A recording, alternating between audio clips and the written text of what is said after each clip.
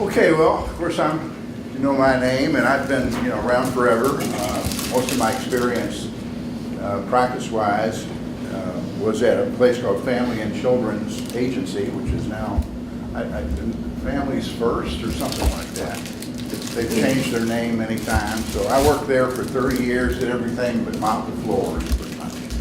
So ran the services on all the operations, which the main service was a family therapy clinic.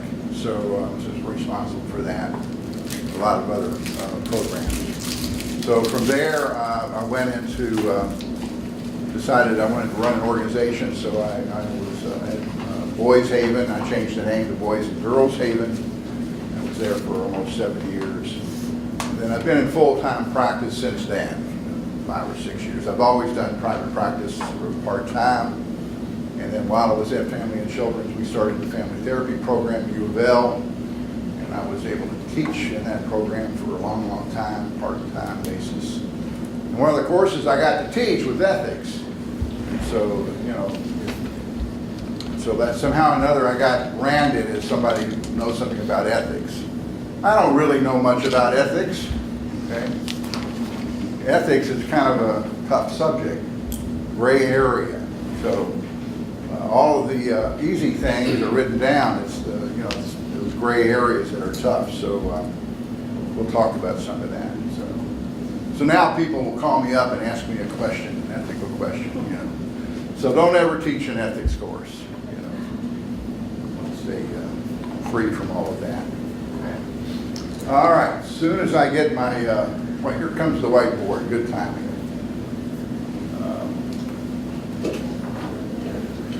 We're going to get a sense of some of your questions, some of the things you might be interested in talking about. Okay. That's much better. Thank you. Sure. Yeah, I thought Lynn told me there was a new There's supposed to thing, be one in here, but they like to move it around. it's finals week, so students are still in their study. They seal it. Yes. Great. Yeah. All right. So what are some of your questions or some of the issues you'd like me to talk about? In fact, I might know something about it, I might not. But some of you might know something about it. Yes, ma'am. Why do we have to take this special course? Why did they change it? Why did they change it?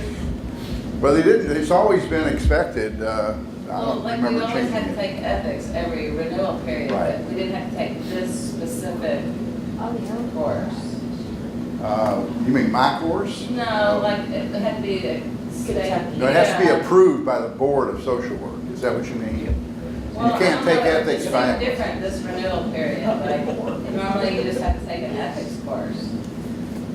Yeah, well, the ethics course always has had to be approved by the Board of Social Work. And Right. it had to be face-to-face in the past. Now it doesn't have to be face-to-face. You can do it online. That was the change recently they made that I'm aware of. Okay? Other questions? Other issues? I just got, since I haven't worked in a long Uh-huh. time, I've just been in a couple other classes and people talking about using their texting with clients and how that is, I mean, I was like blown away about some things that now I would think would be Okay? not We're going to talk about Yeah. technology. technology. So, yeah, that's the wave of the future, isn't it?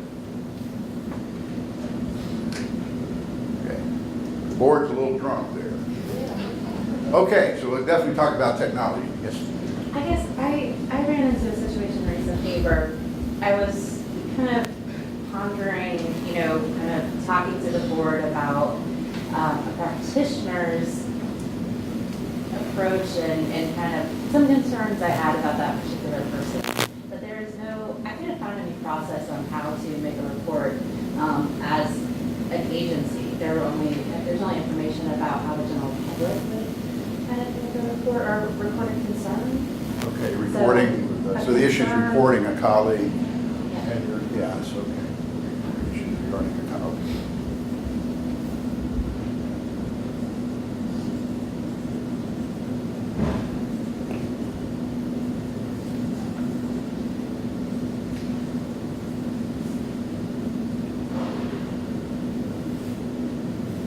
Okay? What else? That's all access. I mean, there's so many people you identify that need certain things, but they don't have the resources, they can't access them. Okay, so what's the question there? Like, somebody needs counseling, they don't have the resources, and certain people won't see certain insurances, just access in general. Okay. Healthcare, mental health care. Yeah. Okay, so, that sounds like a societal issue in a way. You know, I'm not sure. Put it up there and see if we can get a little clearer about I guess that. if I'm working with a client and I identify they need mental health or substance abuse or whatever, it's like, what is my role when I keep referring, but nobody will take them? I know that Okay. they're not getting the service. I see, okay. So it's connecting clients to resources, and when that, you know, what is your responsibility when you have trouble with that? Would that be it? That works. That'll sort of say it.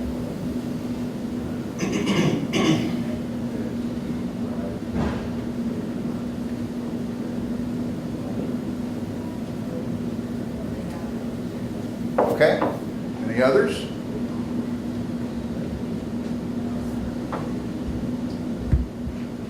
Okay, usually I have a bigger list than this.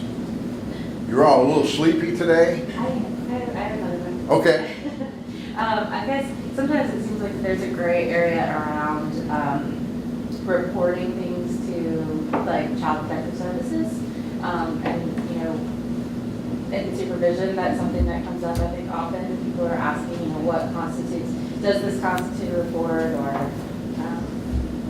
Yeah, right.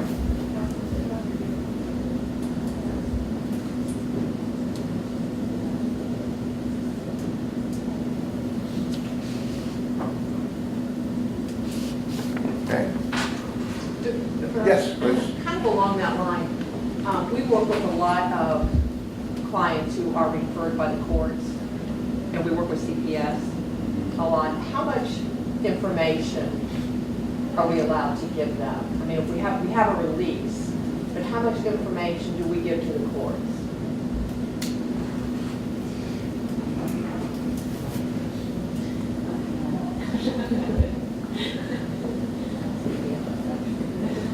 So sharing client information with the court, you know, issues.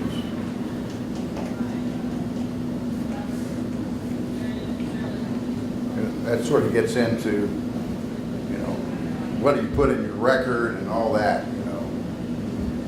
I swear I don't talk this much. I just have. I'm happy for you to do it, please. Yeah. I frequently, in my position now, I frequently get requests for records from attorneys. And so I always get anxious because I don't know, you know, how How much to I'm supposed to proceed with give that. them. Right. And, you know, does that mean like I give out clinical notes as well as Right. basic documentation? I always get worried about that. Right. Very good. Good issue. Subpoenas and court orders and all that. Yeah. Okay. Anything else? Yes. I had a question in a specific situation. Someone just called me this week and asked me about this. A woman whose husband is in the hospital, they're from Iraq. She doesn't speak any English. The wife doesn't speak any English. The husband is unconscious. The hospital will not release information to her through a translator without his written consent, and he's unconscious, so she can't give any information about him. Well, that's, You know, it's tough. In the past, we've used Catholic Charities, they have a lawyer, and the lawyers agree to do Yeah. things like that. yeah, I would think it would be a legal intervention there for sure. But, I've been out of practice for a while, but in all the places where I've worked, you can receive information. You just can't tell people. Right. And the hospital is not getting information from her through a translator either. And there are some things about this case that are real specific to this mental state and this physical state that she hasn't been able to release. And I was telling the person that called me, she ought to at least be able to get information to them so they understand better what the situation is. Right, yeah, they should be able to take information. Yeah, yeah. So he was going to follow up on that. That's a good thing that happened to you. Sounds like this is an issue you all know something about. Sounds like you'll be helpful when we get to that. So, great. Anything else? Subpoenas for records and information. Okay, yeah, And for hearing enforcement. right. Subpoenas.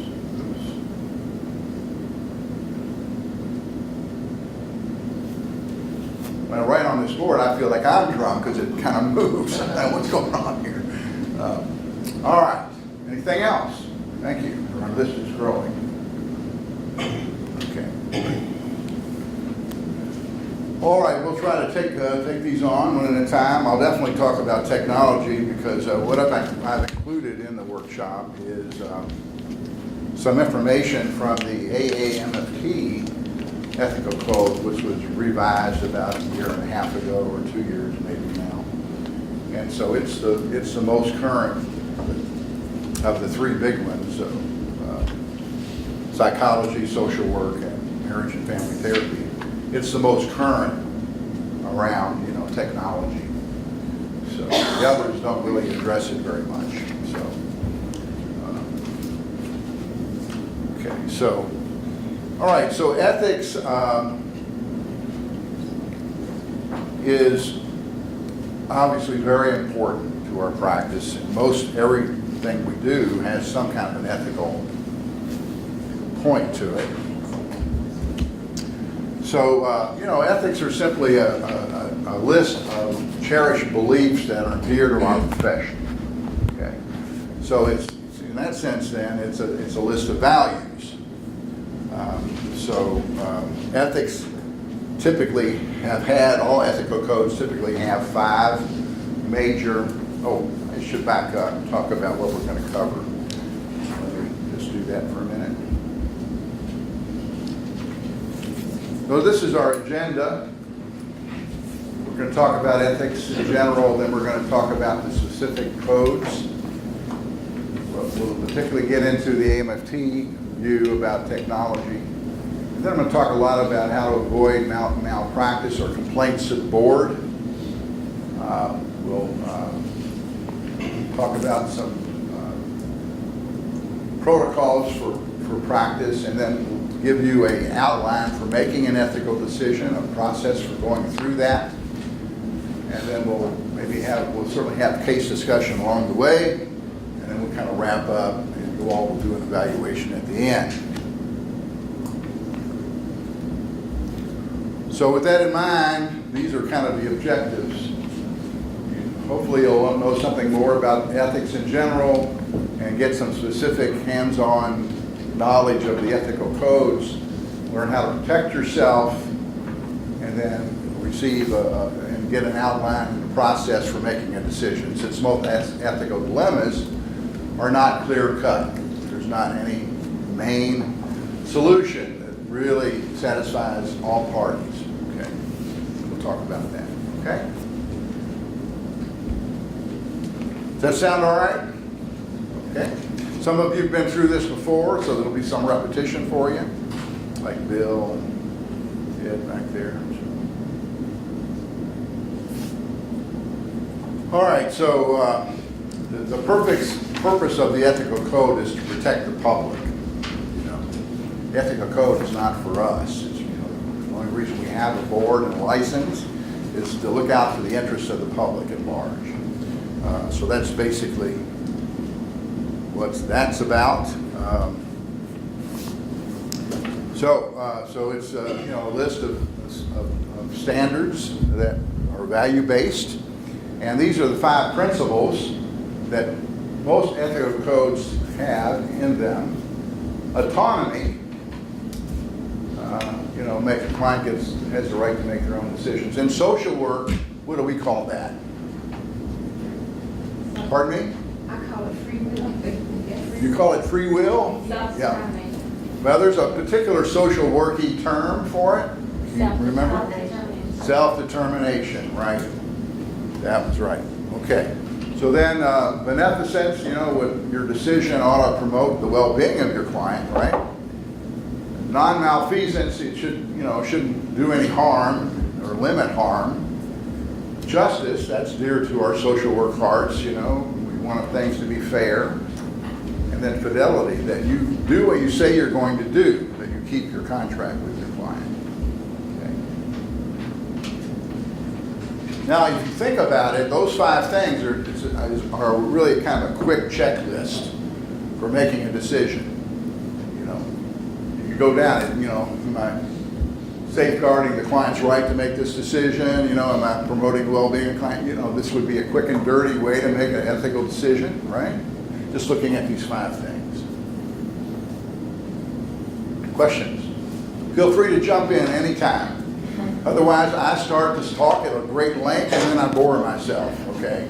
So please jump in. All right, so this is kind of one thing, this is how we look at it. At the bottom there it says, come on man, it's either one or the other. So that's our dilemma, it's ethics. Okay, damned if you do and damned if you don't, okay? I stole this slide from Joe D'Ambrosio. He had that in one of his presentations. All right, so obviously an ethical dilemma, you know, there's no simple course of action that's satisfactory. There's often more than one way to go, okay? All right, so let's talk about the licensing board. The licensing, and I think you have a copy of it with you. Did you all, well, everybody picked up a copy? It's fairly short, although it is small print. It is only like 4 pages, right? And then it's kind of not terribly long. One of the things it talks about is that a client is a client for 5 years after termination. So, and I always ask the groups, how long do you think a client is a client? Forever. And everybody always says that. Every group, you know, no hesitation, client is always a client, which is good. Yet the code doesn't reflect that. Now that's an interesting point we'll get into more, which is that sometimes our beliefs and our practice principles are more stringent than what's in the code.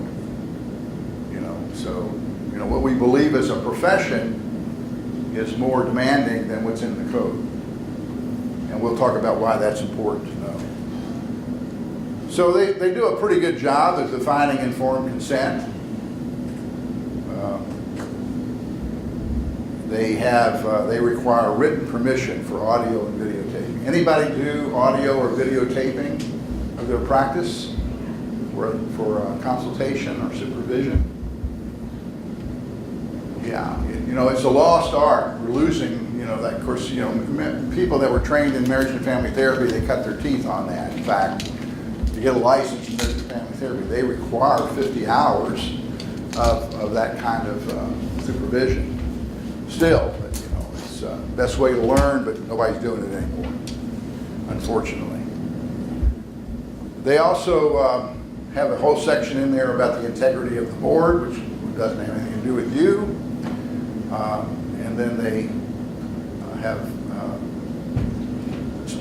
a statement in there that says that you cannot barter with your clients. Okay, that's not allowed. Record retention is for 5 years or until age 20 if you're a minor. Now there's some other things that trump that. I always talk about that. Okay. What are some things that trump that? That you know, requires a longer maintenance of records.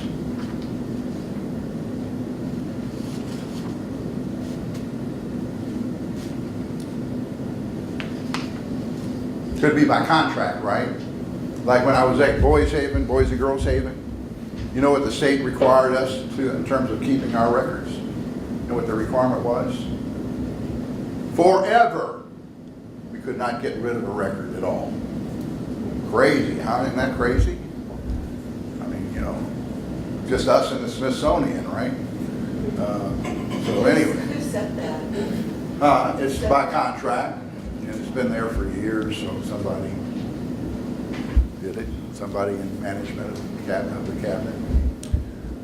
There's some other things though that also affect our keeping of records. If you don't work for the cabinet, you don't have a contract with cabinet, you don't have to keep the record forever.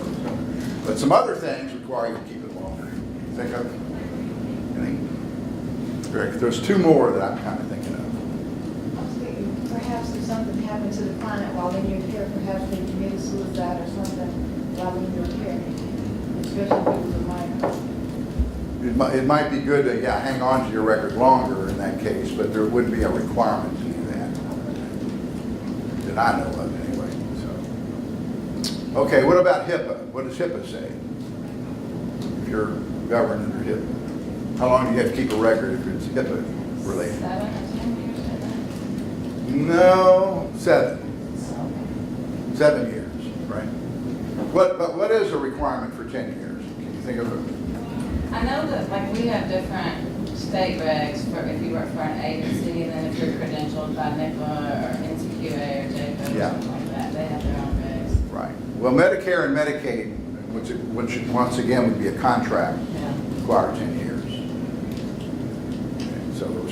Okay, so once again, we see out there in the real world, there are other things that govern our practice that are more stringent than what's in the ethical code. So you have to know those things too. Okay. Yeah. Okay. All right, so there's not a lot in there. They don't talk a lot about confidentiality regarding research. Okay. So let's move on to the NASW code. Okay, so if you look at the NASW code, it's much heavier document, right? Feel the weight of it. Okay, I always ask, when do you think the first NASW code, or really the first social work code, came into effect? What year?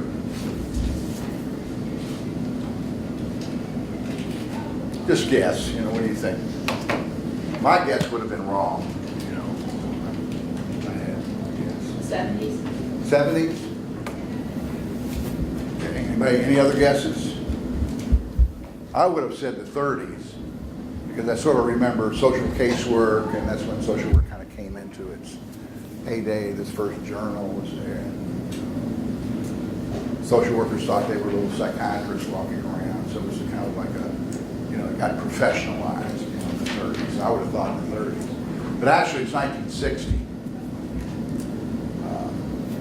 Not that long ago, And in that 1960 proclamation, they had there were 14 principles listed.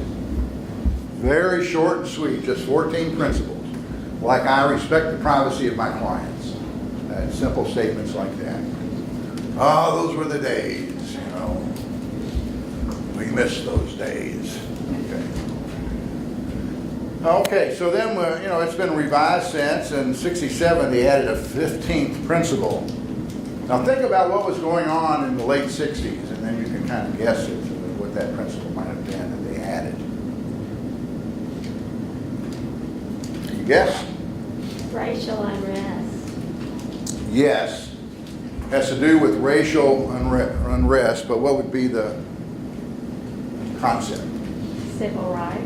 Civil rights, right, discrimination. So they added a principle on discrimination. Yes, very good. Okay, so the point being about that is that what's going on in society affects what we put in our code of ethics.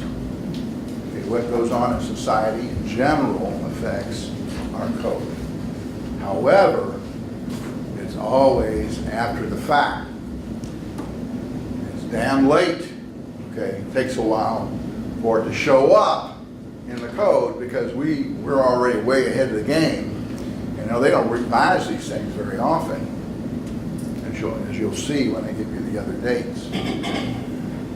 So the codes are always behind.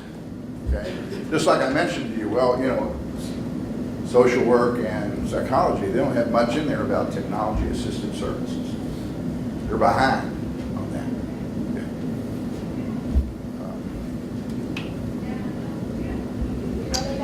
They just don't want it too cumbersome to address. It's very cumbersome. Yeah, just think about it. Have you ever had to wordsmith a document with a group of people. And isn't that a nightmare? Isn't that a nightmare? Oh my God, I hate that. I just went through that, you know, I had to do that a lot when I was executive director and even as a director of operations. And recently I do some work for a little agency called Community Catholic Center. And so they were coming up with a handbook, you know, for their clients. And so, you know, so these board members, you talk about wordsmithing, oh my God, it's a nightmare. There were some anal people on there. Their sphincters were pretty tight, I tell you. So it's like a nightmare. You can imagine then, for a professional group, you know, and you know, with all those egos and everybody's got an opinion, right? I mean, it would be. I wouldn't want It's to. just so, I mean, like, there's, you just start making it really great for people and they know, you know, they just sort of take things on their own and do what they want to do. And that just, I don't know, I think that's really kind of scary, Yeah. you know, for losing. Yeah. They do get around to eventually revising those codes, but it just takes a while. The next time social work got revised was in 1979. So we went from 67 to 79. And at that time, they really expanded it. Now we have 80 principals. You know, went up to 80. Okay. And they added some things like,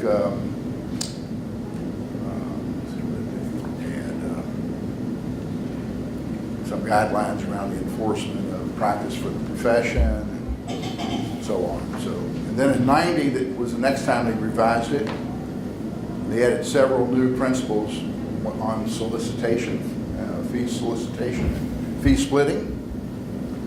There was a lot of stuff going on about with the Federal Trade Commission, and so a lot of companies were being sued for fee splitting, and so this ended up in the Code of Ethics. And then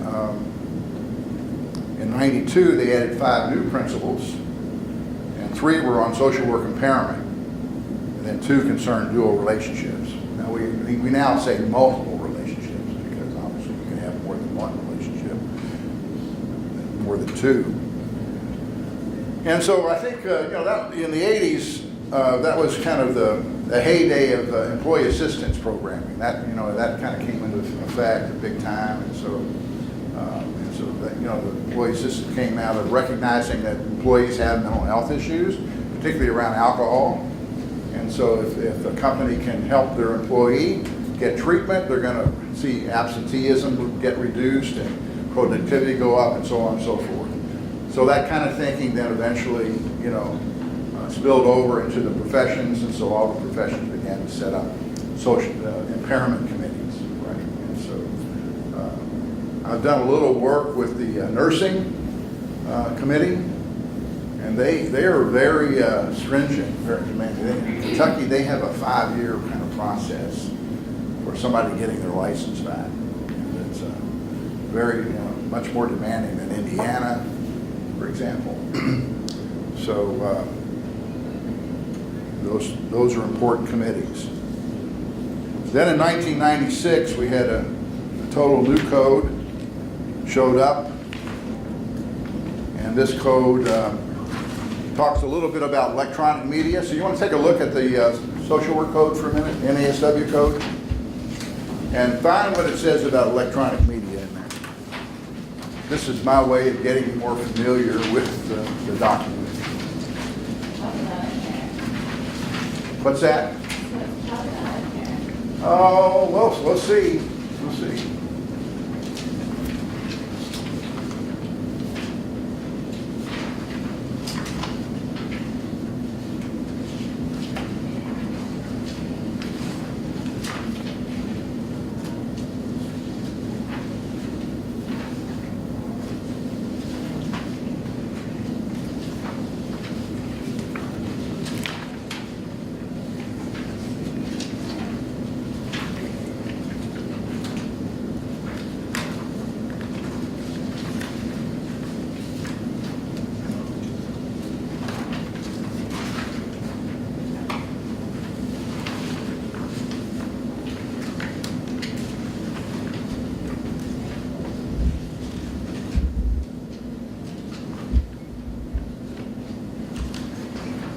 Anybody find it yet? I'm looking too. I don't know where it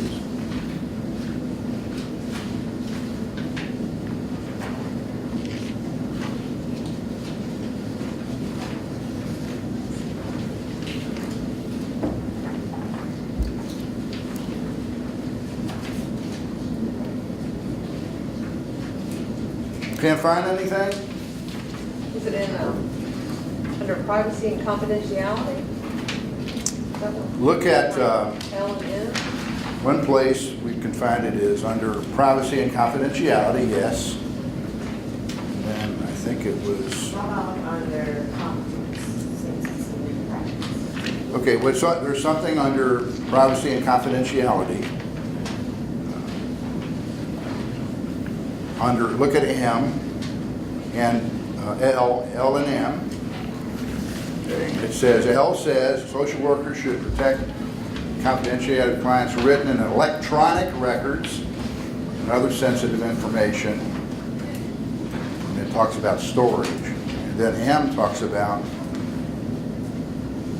should maintain confidentiality when it's transmitted to other parties through the use of computers, electronic mail, fax, telephones, and answering machines, and other electronic and computer technology. Okay? Okay. Does that help you out? Now you know what to do with electronic media, right? No, of course not. No, it doesn't help you much. All right, so we'll get more into that. All right, so that's enough about the development of the code there, but let's go back to the actual code itself. There is a lot of detailed information about how to conduct research and to ensure confidentiality with regard to research. Anybody been involved in a research project? Anybody? That's just what I just got my doctorate. You just got your doctorate, okay, so. Solver and psychology research. Okay. Okay, so so you went through an IRB? Yes. Yes. Yeah, and you actually did some training at the federal level, probably even some federal training or some kind of, No, I No. didn't do that. okay, But his wife was more like in the field ministry. Yeah. leadership. okay. I think that was, and had to be, go through the ethics board and get Yeah. everything approved. Right. It's done into confidentiality and just everything. Yeah, well, I was co-investigator on a 5-year NIAAA grant. And so I had to be trained in, protection of the client's confidentiality, and I had to have training in that. We had to go before an IRB with the university, which was Spalding University at the time.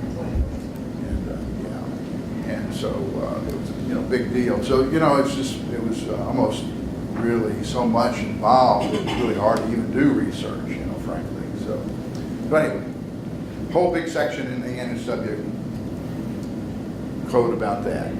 Okay. Now I want you to look at one other thing while you've got the NSW code open, which is look at the section on bartering. And you find, what does it tell you about bartering, just for the heck of it?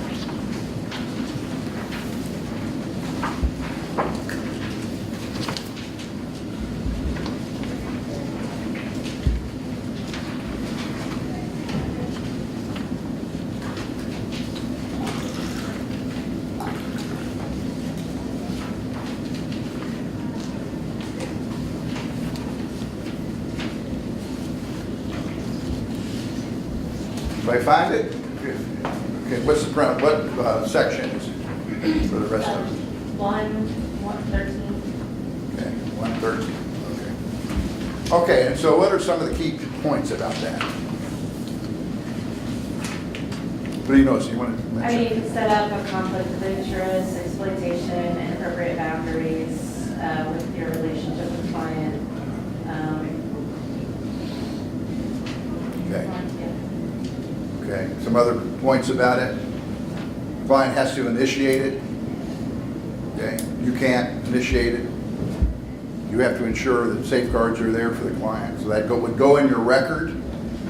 You know what you've discussed about that? It has to be the prevailing practice of the community. No, that's not going to be very many places. You know, very few places where bartering is going to be the prevailing practice. Just a few things to keep in mind. So, doesn't matter anyway because you can't do it in Kentucky. Your other code governs your license. This one doesn't govern your license. Everybody understand that? This one governs your membership. The other one is the one that really counts. The licensing board code is the one that governs your license. So it says absolutely not. You can't barter. So, and then it also, NASW code does not say you need a written release for video or audio review. It says, you just need permission. It doesn't spell out written. So if you're doing that, you absolutely have to have written permission in Kentucky. Okay. So if you can't barter, can you pay the client and then the client reimburse you for your therapy? Well, that wouldn't be bartering, I guess, would it? Right. I've never heard of that. Have a client that's lost her health insurance. Pardon me? Have a client that's lost her health insurance, so it's either terminate her or give her an opportunity to work, and then I pay her and she, for landscaping, planting flowers or whatever she can do, and then, you know. Yeah. Now you're getting into a dual relationship, multiple relationship issue. Okay, which we want to discourage that. Okay, we don't want to go there unless we absolutely have to. So that's where you have to sort that out. Yeah, and I think that's where the issue between social workers and, you know, like AMFT people and clinical social workers, you know, I grew up in going to clients' homes, having coffee with them, doing therapy in their homes, doing family therapy in their homes, providing transportation to them to doctor's offices, and now all of that is considered a dual relationship, and that's how I see social workers having formed to begin with, and now we're becoming more medical model. Yeah, I know what you're saying. All of the codes, by the way, even the MFT code tends to be individually based, not systemic, truly systemic. Even the MFT code, it has a lot of issues around not being systemic, I think. So yeah, I was trained the same way. I went to in a training program I was in up in Cincinnati. I was visiting a family in their home. I had a meal with them on a Jewish holiday. Right. Because I was trying to connect with the father who worked in his basement. He was an accountant. Right. And he was the reason why all the other therapy had failed in the past. Yes. And so if we didn't get the father involved and connected with, we weren't going to succeed. So she shipped me off to their home. I had the experience of eating gefilte fish. Anybody like that? Terrible stuff. I wouldn't recommend it. So, not eating that stuff ever again. But yeah, that's some people really like it. So, Don't you think the problem, I mean, even in ministry, we cannot pick up someone and take them to church because the country's gotten so crazy. And I think that's what's happening. well, you have to be careful. There's downside and upside there. You have to just weigh it out and be careful about it. I'm going to go see a client this afternoon who I finally got into treatment, for addiction. She's at Landmark, and so I'm going to go see him at the hospital. Now, I think that's good practice. I know he's going to appreciate it. He's not expecting to see me. I know he'll appreciate that support. I think that's okay. That's not, to me, a dual relationship issue or a multiple relationship issue.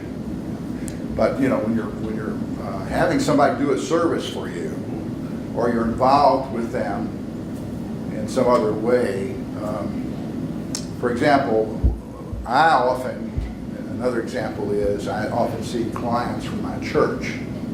Okay, now we're church members. Okay, So I belong to a big church. It's a pretty big place. You know, we have, I don't know how many families, probably close to a couple thousand families in the church. So I may never see them. Okay, so, but it is a fact that my wife works there. She's the pastoral associate at that church. And so the fact that she works there makes it even more complicated.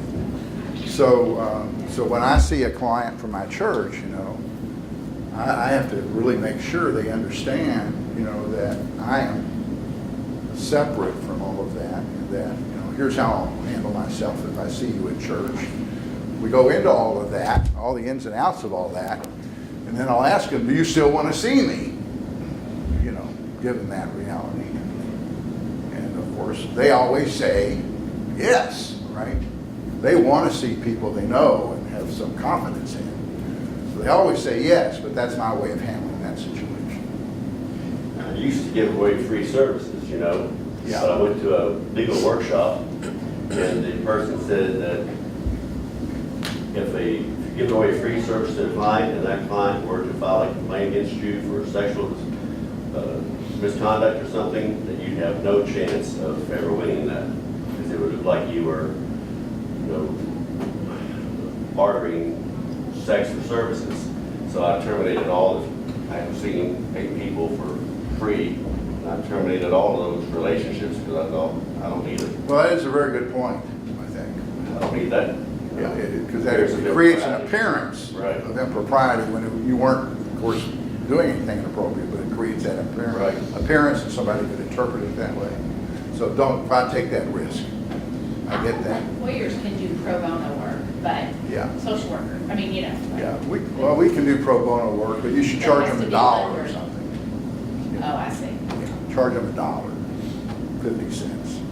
Make sure they, that sort of binds it, and I make sure you have a business relationship then, if they're paying you something. So, And I think lawyers, this is just me thinking about it, but usually work with a group or something, so it's like an agency, whereas if you're in a private practice, it just looks, or has the potential to look like there's more of the opportunity for a relationship to occur, whereas like legal aid does pro bono work. yeah. Yeah, you gotta be concerned about appearances. Yeah, You really do. and so, or putting yourself in positions where people can say Yeah. anything, like Yeah, what you yeah. were talking about taking, Putting yourself in situations where, you might be vulnerable. right, For example, seeing a single woman, an individual woman late at night in my private practice office, I really need to think about that. Do I want to do that? Okay, I need to give that some thought. Okay. So you need, not that I wouldn't do it, I have done it, but, I'm doing it with some thought, some consideration. So,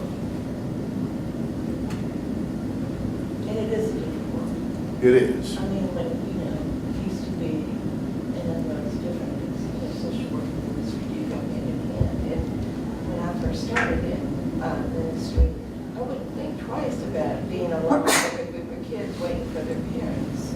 But it's not like that anymore. I mean, you want to, like you said, you have to protect yourself, even if you got somebody in that next office, Yeah. while you're in that office. You come first. Yeah, it's a different world. You've got to protect You got to think yourself. about your own self first. Because if you're not practicing, you're not helping your client. So, so you got to take care of yourself first. It's very important. Okay. All right, so why don't we move on here to AMFT for a minute? Let's see, I guess that's what. One thing, just real quick. Yeah. As we listen to this, and I even Googled it on my phone, but I think another thing that's changed in the world is the whole connection of justice and fairness. There's differences, because justice, they both have the same, you would hope, to treat everybody equal. But as times have changed, fairness has become more subjective, like what I feel is fair, like it is something. Yeah. So I don't feel in today's world they go as hand in hand as they used to. Sometimes you've got some friction there. Okay, I think you can see that, yeah. Okay. All right, let's talk a little bit about the AMFT Code of Ethics around this whole technology issue. Okay, so the first thing that they've added in there is that, you've got to be compliant with existing laws, and that you have to inform the clients of the risks and benefits of using electronic media. And they have to sign a written release, that's what they're requiring up there. Okay. There's no, it's clear that they understand that, right? Okay, so, and it must be secure and the means of current advance. So a lot of people, Skype with their clients. Well, is Skyping protected? What do you think? Okay. Yeah, I don't think it is either. Okay. I was told that it's protected to the server, but from the server back, it's not. I don't even know if that's true, but you got it. Now there are encrypted services out there that some of them are attached to a medical record, contract or company, and so that's what you're going to need. And you have to keep up with the technology. You've got to stay up to speed on the latest and the greatest. So that's a challenge. I don't know, technology. I'm just basically keeping my head up above water, right? I mean, it's a tough assignment there. All right, so storage. You've got to have the best practice for the storage of your electronic communication. Okay? You can't just put it on your server. Anybody can get your password and go into it, so you got to really protect it. So what's your responsibility for defining best practice? Is somebody who's technology guru says, oh, you should definitely do this? Yeah, Did it I'm not actually- sure what best practice would be, so I'd have to call the experts, people who are providing the storage, and get a sense of what they're I recommending. guess intent, if you thought you had best practice, you did research, Yeah, I you did think talk to the right people. You would be would okay. be intent. Right, that's right. They would look Yeah. I think, being able to document that you did that, a certain date, yeah, What about records backed up in the cloud? yeah. Because nothing in the cloud is confidential, is it? Technically, I don't think so. I don't think it's, I think it's up there floating around, yeah. Anybody can get it, so. Yeah, so if you're gonna have a medical record, that's electronic, you're gonna want a company. You're not gonna wanna do it yourself on the cloud, have your own record and let it flow around up there. So I know people do that, but it's best to contract with a company that has, there's plenty of companies out there who will, the nice thing about an electronic medical record is you can bill right off of it, it's just like, once you do your note, off it goes. So it's good business practice, so. Okay, so what else? That's pretty much most of that, okay? Let's see if all right, did you have any other questions about technology?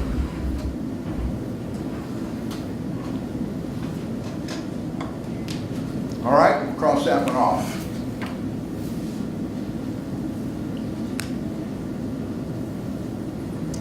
Let's talk about reporting colleagues for a minute. What is your view about that, about reporting colleagues, if you're aware of someone who you think is really doing harm out there? Are you talking about just other social workers or other? Other social workers. Okay. Yeah, the obligation in if you're a social worker with our code is that you have an obligation to report colleagues if they are, not doing good practice, not, doing unethical practice. Let's put it that way. We have an obligation to report, so that's in the code. Okay. Anybody ever done that? We had an incident where one of our previous persons in management was supervising someone going for their LCSW, and they kind of what they did. They terminated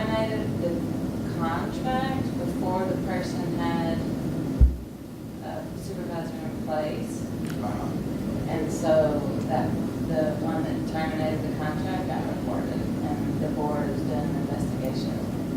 I didn't know you could do that. I thought you could just do, like, if somebody was doing something unethical, but, I mean, I see that as unethical, but I thought it was more to protect clients, not like staff.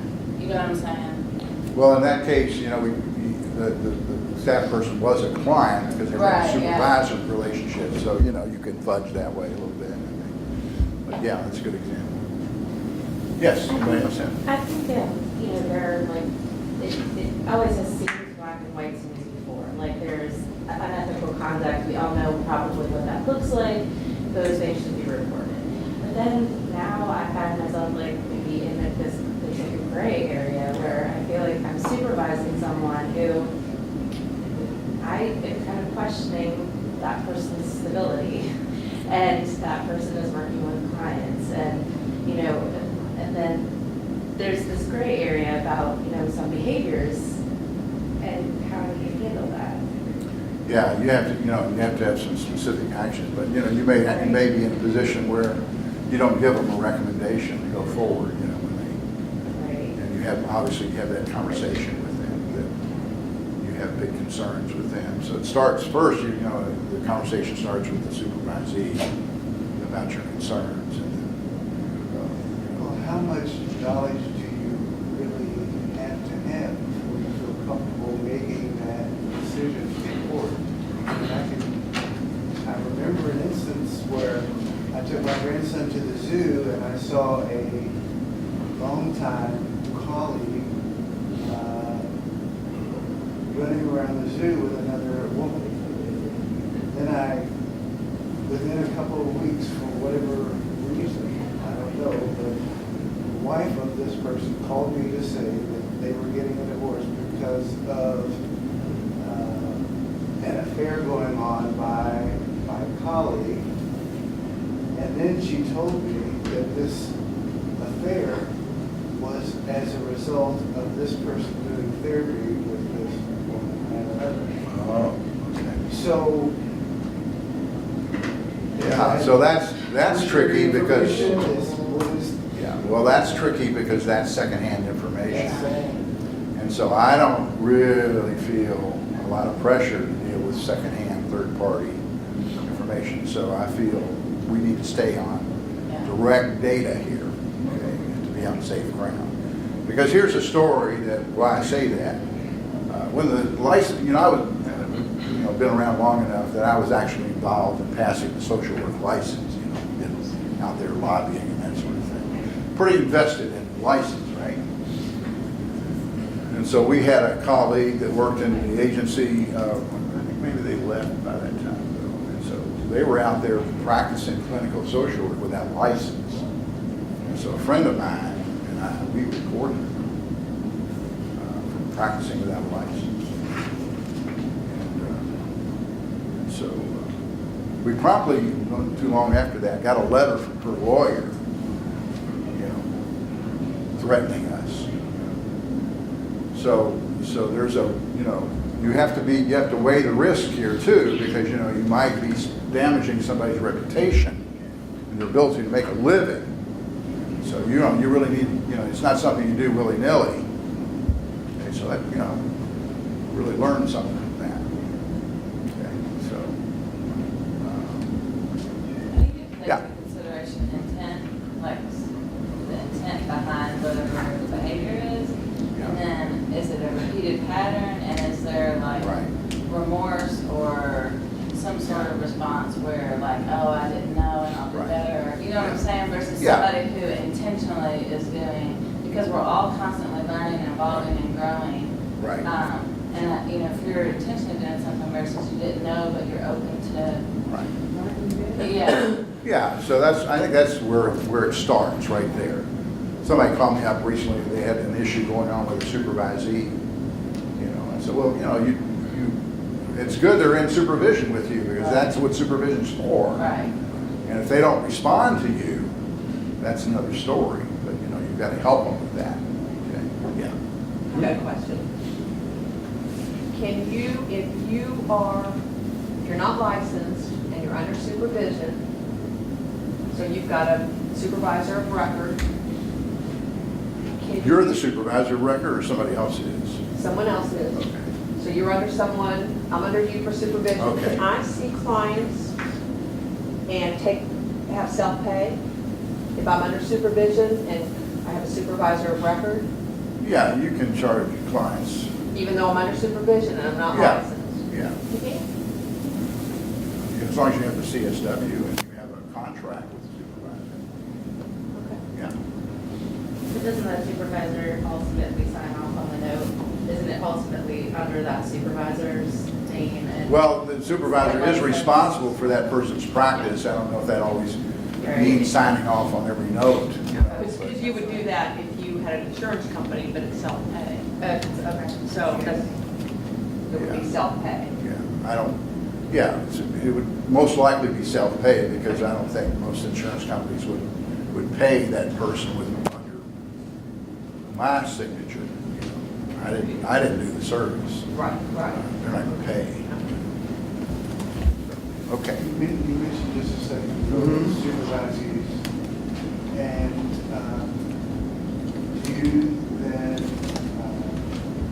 make them sign the contractual agreement about their responsibility to confidentiality and all the same things that we would have to do as board of ethics? So they're under Absolutely. that, and it needs to be a legal document, or is it understood? Talk to them. No, you have it in writing, you have a contract, and all that is spelled out. They sign it, you sign it, it's dated, part of your file. That's right. That's very important to have. Yeah. Okay, let's talk about malpractice for a minute. This is the criteria for malpractice finding. And you've got to have a business relationship. I mean, if somebody off the street sues you because of, you know, bad service or whatever, you don't have a client, they're not your client, it's not going to go anywhere. Anybody can sue you anytime for anything, right? It's not going to go anywhere because you didn't have a relationship, business relationship with them. So typically the way I establish that is that we have a disclosure statement. We'll talk later about what goes in a disclosure statement. And that establishes the fact that we have a business relationship, because they sign off on that. So the quality of care is below the standard of the profession. Okay. Remember when I talked earlier about, you know, we have higher standards than what's in the code often? We as a profession believe in different ideas, like a client's always a client, not just for 5 years, right? So that's important in considering this, having a sense of where the profession is. I usually use the example of assessing a client for suicide. You know, the decision being there that, you know, do they need hospitalization or can you manage it on an outpatient basis, right? Now we could all tick off basic things that you need to consider in making that decision, right? What would be some of them? Access to other folks. In other words, support system. Support system. Yeah, because like, for example, one of the techniques is what we call a family watch, where you have family members actually do shift work and making sure the person is left alone and they're safe. And so having that kind of support in place, family members who agree to that would ensure that you could work with them on an outpatient basis. That would be one thing, yeah. What else do you look for? Plan, intent. I'm sorry? Plan and intent. Plan, intent, all that good stuff, right? Yeah. Pardon me, what else? Coping skills. Their coping skills. their- Coping skills, right. Whatever. Are they lucid? Blah, blah, blah. Is there a history of violence? You know, that's a big indicator there. Okay, so, you know, we can all kind of come up with that list, right? There's not really any debate about that, right? What we believe as a profession. When would we see that? If we decided we could see them on an outpatient basis, then when would we see them next?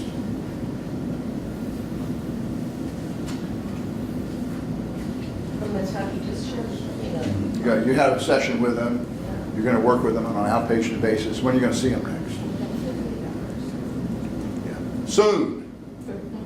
Soon. What if you scheduled an appointment 2 weeks from now?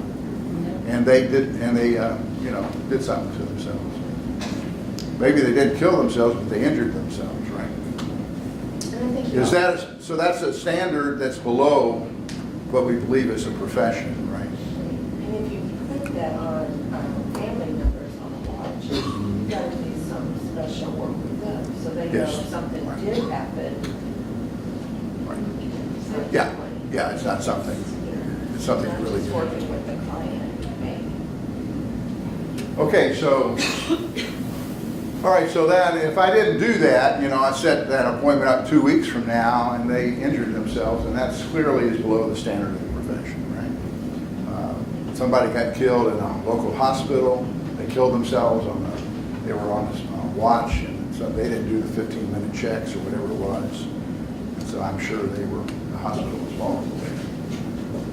But then you're going to have, a harm or injury, and then there has to be a linkage to the practitioner. So they left her session and, upset, got in their car and got in an accident and got hurt. Well, is that really cause and effect with the practitioner? They're going to make a case for that. I don't think they would have much success, but they might. That's one of the things I have in my disclosure statement. Some of this material can be difficult and you may have emotional reactions to it. That's one of the warnings in my disclosure statement. Okay. All right, so moving on. This is someone's list about typical areas of findings of malpractice. Share information, you didn't really have a release to do that. And where I sometimes feel uneasy is when I get pressured sometimes by attorneys to share information. And I've got other people in my record or other people I've seen, and I feel like, I can't talk to you about client A because B and C, I don't have permission with B and C, and I have to keep, let's put on the brakes there. We just talked about negligent treatment for suicide patients. Believe it or not, a lot of sex happens still with patients and therapists. And, your example is an unfortunate example. Failure to diagnose properly, somebody got misdiagnosed. What would be an example of that? Probably have to be pretty glaring, I would think. Would be an example of that. They were using drugs and they got diagnosed with bipolar disorder. I'm sorry, what was the first They were part? using drugs or they were in addiction and they got diagnosed with bipolar disorder. It happens pretty frequently. So you missed the boat on the addiction. I was thinking, you're seeing them for ADHD, but they have a major depression, and they're kind of suicidal. Okay, so you get that. Then improper hospitalization. I always give this example. When I first got to Boys and Girls Haven, the place was, the residential treatment program, it's kind of a mess, frankly, and they were always having code red, some kids were out of control, and kids would make suicidal gestures often, and whenever that happened, they would send them immediately to acute psychiatric. Okay. It was CYA. Everybody knows what CYA is, right? Okay, we'll send them to acute psychiatric. We'll be okay. All right. But that's not good practice. Good practice is you're supposed to evaluate all that and make sure, can you manage this without putting them in the hospital? So maybe they could have been managed on the outpatient basis. They went to the hospital, got injured. That might be, a little area of concern. Okay. Best example I can come up with there. Okay, so those are some issues. Now, we're not just talking about malpractice, we're also talking about avoiding complaints to the board. I've had some colleagues of mine who've had complaints to the board about their issues that have come up, and so that's very painful, very, anxiety producing. Can be often very unfounded, but still, really, it's really traumatic. This is another list of typical suits or complaints.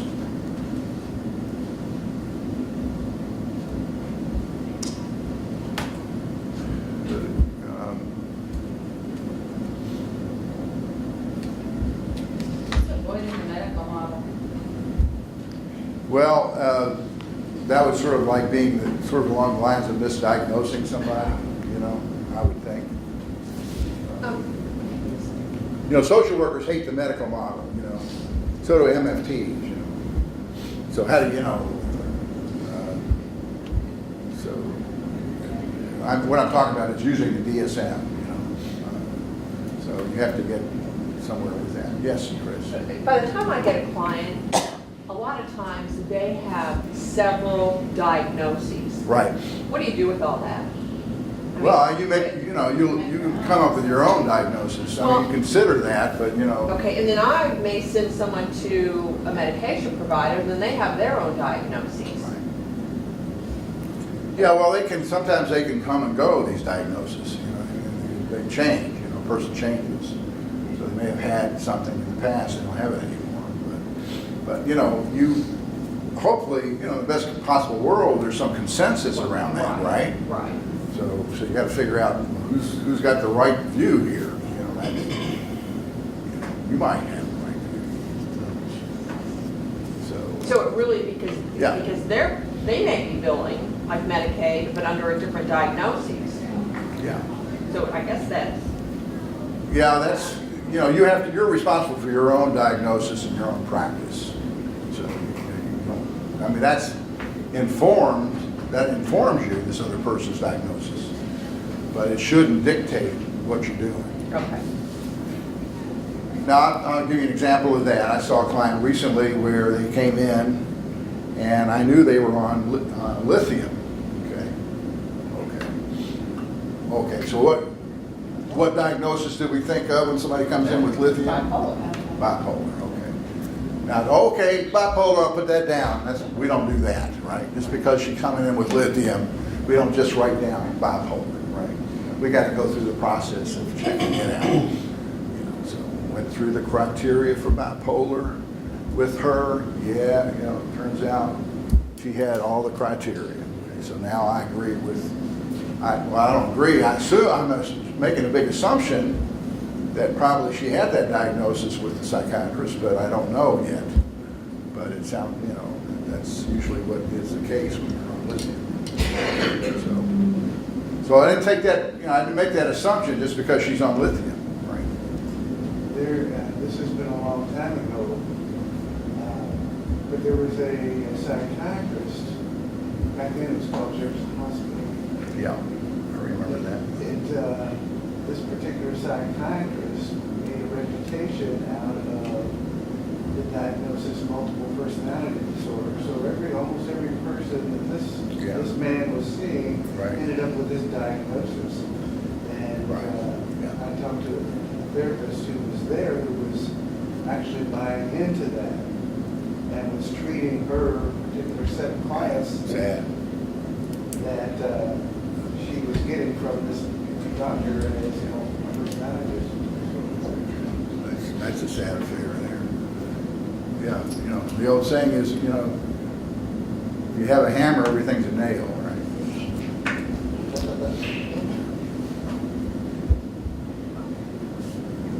There's a song by a guy who said, I'd rather be a hammer than a nail. This Paul, I'm trying to remember who sings that. I'd rather be a hammer than a nail. What is that inappropriate syndrome, just Inappropriate syndrome, okay, yeah.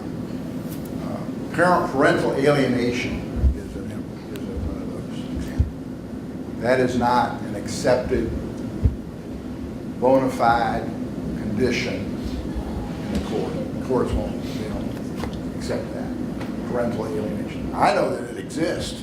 I've had clients, I know that one parent is doing the other parent in. I know it exists, but it's not accepted. Can you give us an example for us?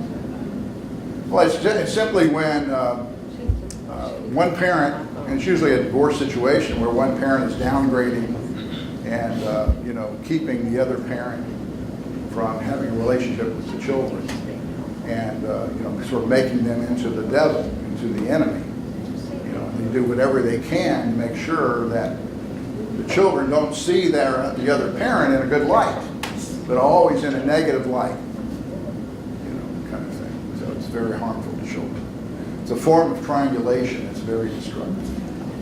Could that other party be CPS? Could the other party be CPS? Like where CPS is doing the alienation? Yeah, it could be. I mean, I've had CPS, have the wrong idea about somebody. Yeah. Sure. But we've never, you ever heard of that? Parental alienation? Yeah, we've seen it. I didn't know that there was a term that. Yeah, parental alienation. So it's not accepted by the courts as far as I know. Okay, any others there you want to talk about? Inadequate notes. Your record's your best defense. So your record should be very straightforward based on what it is that you saw and did in your sessions. And very factual, to the point, concise. It needs to cover what you did. Okay. Yes, ma'am. Is it, avoiding the medical model, does that mean not referring for medication if necessary, or? Yeah, it could mean that. It could mean a failure to diagnose somebody with a condition. Okay. Refusal to come up with a diagnosis and therefore the proper treatment.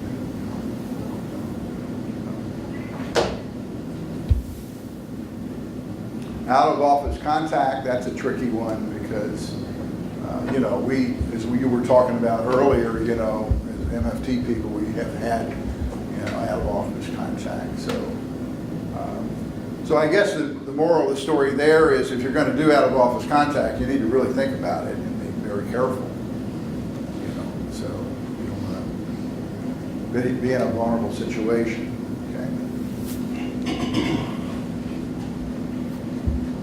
Thanks, Damon. One thing came up, doing therapy on cell phones. Okay. Somebody has noticed a lot of colleagues are doing therapy on cell phones. Okay. Not a good idea because, they're doing teletherapy, if you will. And so not a good idea because, that's sure not protected. That cell phone is not protected, it's not encrypted, none of that going on, so it's just out there in the cosmos. That trying to get people to come in, They're actually, Or clients is that clients are really comfortable with, hey, can I have my session on the phone? I can't make it in. Can we talk about a few things, and so. You're not talking about like, you really need to come, I'm really No, it's worried not about that kind of- attendance, it's not about setting an appointment, it's about real confidential information and stuff. There So- are several EAP companies that are wanting you to participate Right. in telephonic. Right, and you can do that as long as it's protected, but your cell phone wouldn't be a way to do that. Okay, and you can't do it across state lines unless you have a license in that other state. Okay, so, I have a colleague who actually was in Florida and was doing it with clients in Kentucky. I think that's okay because her license is in Kentucky. She's not seeing clients from other states, except only clients in Kentucky. So I guess that's okay, but she's got to make sure that all that's encrypted and safe to do that. Okay. All right, so in my disclosure statement, I make it very clear with clients that I will not do therapy on the phone or via email or text or any of that. So don't try to get me to do it. I'm not going to do it. Okay? Now I do handle appointments. If I call somebody up, set an appointment, to reschedule somebody, I do that. That's a gray area. I'm doing it. Okay? Yes. Do you know any classes that we can take to get better documentation skills? I don't, off the top of my head, I don't. You know, if you have a small group, I could do something like that for a small group. You know, that was something I had to ride herd on for years, you know, as being in charge of a clinic, you know, it was my job to make sure people had their records in order. I was always fighting the good fight, you know, keep your records up to date. Don't write a book. These are not biographies. You know, you want to have only what you need in the record. You know, we're not going to publish this, right? So it needs to be what an old friend of mine would say, truck driver language. And you have to be comfortable that if it's published in the newspaper, you'd be okay with that, you could live with that. If your client would read your record, they would say, oh yeah, that's what happened. Okay, so that to me is a really good bottom line criterion. Criterion is if your client reads the record, would they agree with it? One of my old supervisors said you should always document as if the client was standing over one shoulder and the insurance company is standing over the other. I like that. That's a nice way to put it. Yeah, great. That's really right. Very good. Okay, so we were talking about notes there. Don't practice beyond your expertise. Okay, so, you know, in your disclosure statement, you got to say, you know, what you're not good at, you know, what you're not going to treat. You know, I'm not good with personality disorders, multiple personality disorder, borderline, all that, you know. That's not my cup of tea. I've never worked in a medical facility before, so I didn't cut my teeth on those really hardcore problems, so that's not my cup of tea. Now, obviously, they'll show up just in a regular practice and so on, and then I have to consider referral or whatever, okay? So think about what you need to say to your clients about where you're not, you know, comfortable practicing, okay?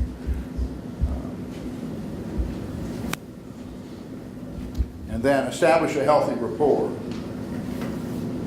Very, very important. Clients will not sue you if they like you. They won't make a complaint against you if they like you. You have a good relationship with them. Okay? That's really why our insurance rates are pretty low.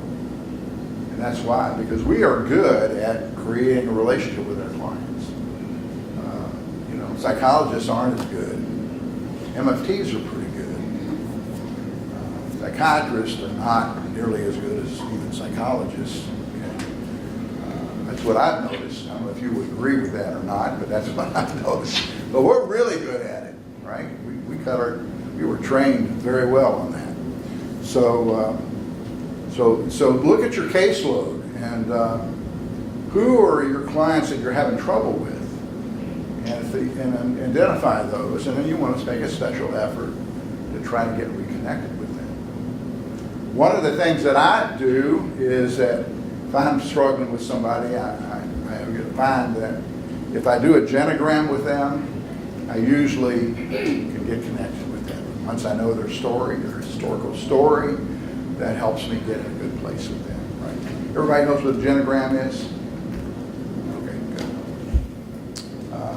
good. Okay, any comments, questions? Okay. All right, so what else we got up here? It's really tough to inform clients about the standards of care. There are some things that I share that are pretty good consistently for me, but I think that's a real challenge.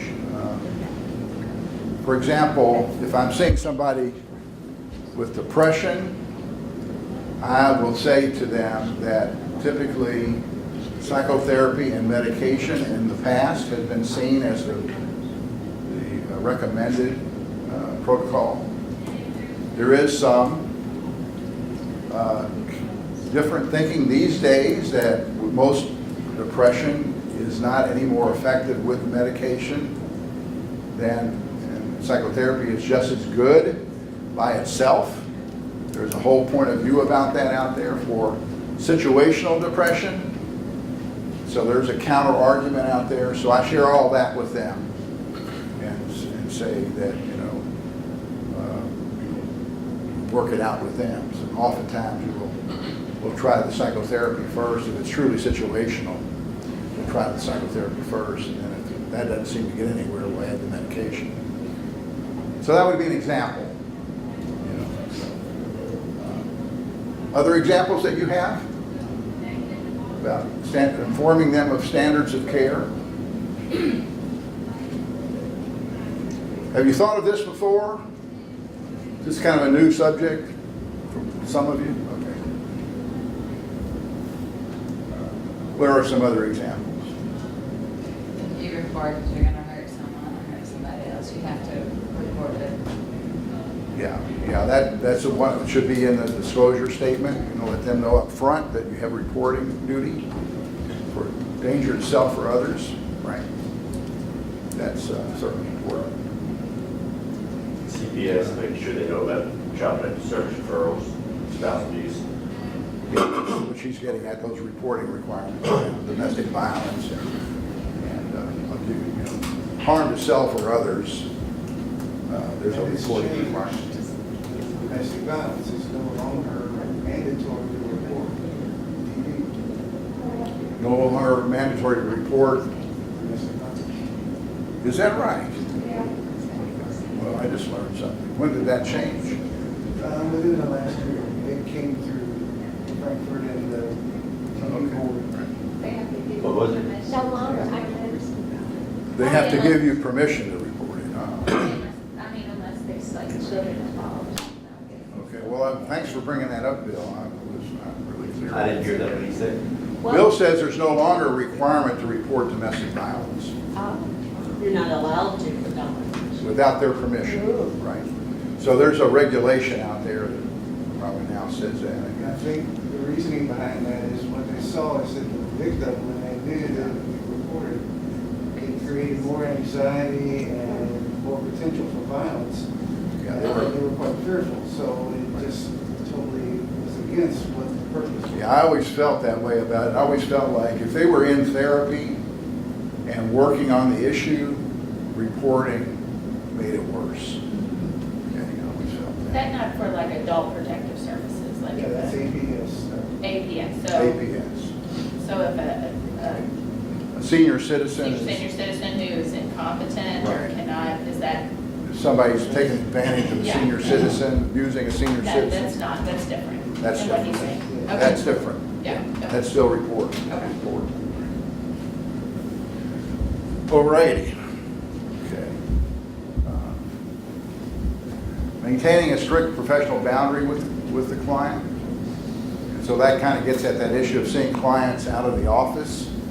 You have to be careful of how clients perceive things, you know, and that they could misinterpret, you know, your effort. Sometimes they don't understand that it's not a friendship, it's a professional relationship. And some clients really are naive about that. And so, you know, you have to really be careful.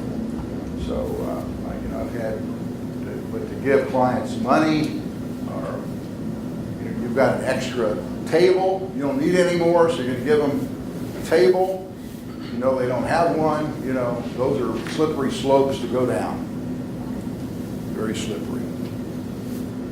And it's also like, again, I'm not in this, but I was working with someone that, you know, she thought she was coming to me as a friend, but we didn't have that type of, it's kind of like what you were talking about. Yeah, she misunderstood the And I'm like, relationship. so when I did have to report something to the pastor, because she did, I always said, anything's confidential unless it's harmful to you or someone else.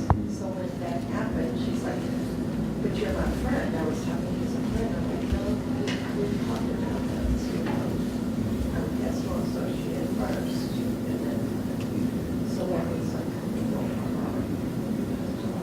Yeah, total misunderstanding. Right.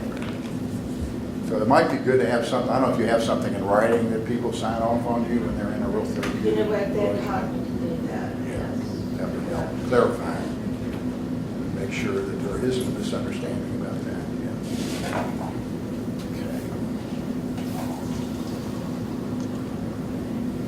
Okay. Okay.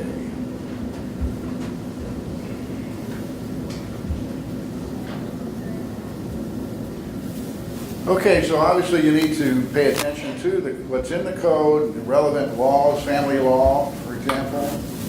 That typical family law issue has to do with seeing children and divorced parents. So, okay, mom wants you to see Johnny, who's 14. Okay, so she's divorced, single parent. Okay. What do I do about the father, if anything? We have to make sure that mom has both, like, that she Sole has custody. the sole custody and has the ability to make decisions, like, if Yeah. it's joint custody, not to seek the father's permission. Correct, totally correct. Everybody get that? Yeah, and you might want to see the document that states that, although I never seem to be able to get it, but, because you can't always just go by what they say. So, yes, So if you see the child individually, you need both parents' consent unless it's sole custody. right. And if you're seeing the other family and the child's part of the other Okay, family. well, I'm sorry, maybe I misspoke. If a parent has sole custody, you don't need the permission of the other parent. Right. Right. It might be good to get it anyway, because it's sort of, you're probably going to need that person for the treatment, and you don't want to alienate them from the start, okay? So it's probably, strategically, it's probably a good practice to get it anyway, okay? But go ahead, what's your question? I had a situation where I'm seeing another family, and the child's part of the family therapy session, and then the mother doesn't want me to see that child, but I went ahead and saw the child in the context of the family, because it's, a divorce situation, and she has her family, and he has his new family. Mother has joint custody or sole custody? They have joint custody. Yeah, so, I wouldn't be able to see that child without her permission. Yeah. Yeah, well, I went ahead and saw the child in the family, in the context of family therapy, but not individually. Doesn't matter. I would say I would, yeah. To the father, I would have to say I need her permission or I can't see the son. So, yeah. Tricky that way, and so, sometimes it happens that you can't end up working with them because of those issues, those legal issues. But once again, you're protecting yourself. You're taking, you don't want to be in a bind there, in a vulnerable situation. Okay. All right. Okay. Taking clients with a litigious nature, that's a tough one. How do you know that ahead of time?